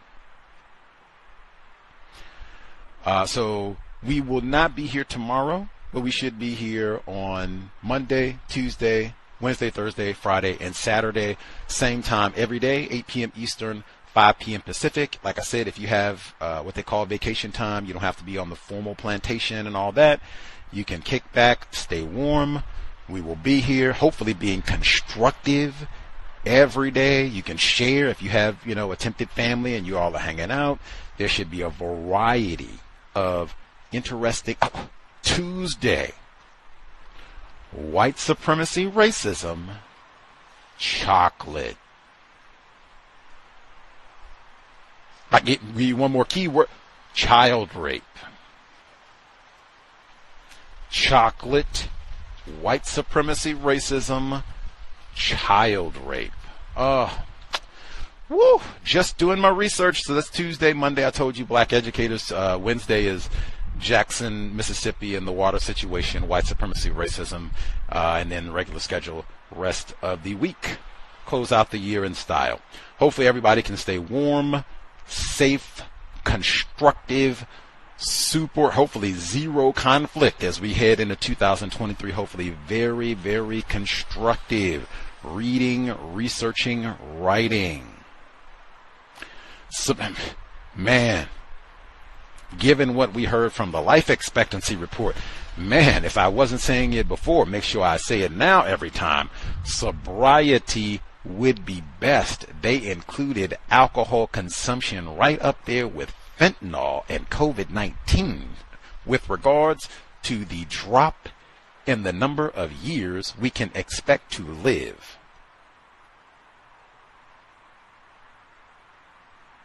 That glass of wine that important? Creator, we ask that you help us remain patient with other black people, victims of white supremacy. We ask that you help us remain patient with ourselves. Remind us to demonstrate the highest levels of black self-respect at all times, in all places, each and every time we are in contact with another black person. It has been time. Replace white supremacy with justice immediately. Cow signing out. Thanks all for tuning in. Nigga, you so brainwashed. I'm a victim, brother. Problem. You're a victim. Man, I'm a victim of 400 years of conditioning. Shut up. The man has programmed my conditioning. Even my conditioning has been conditioned.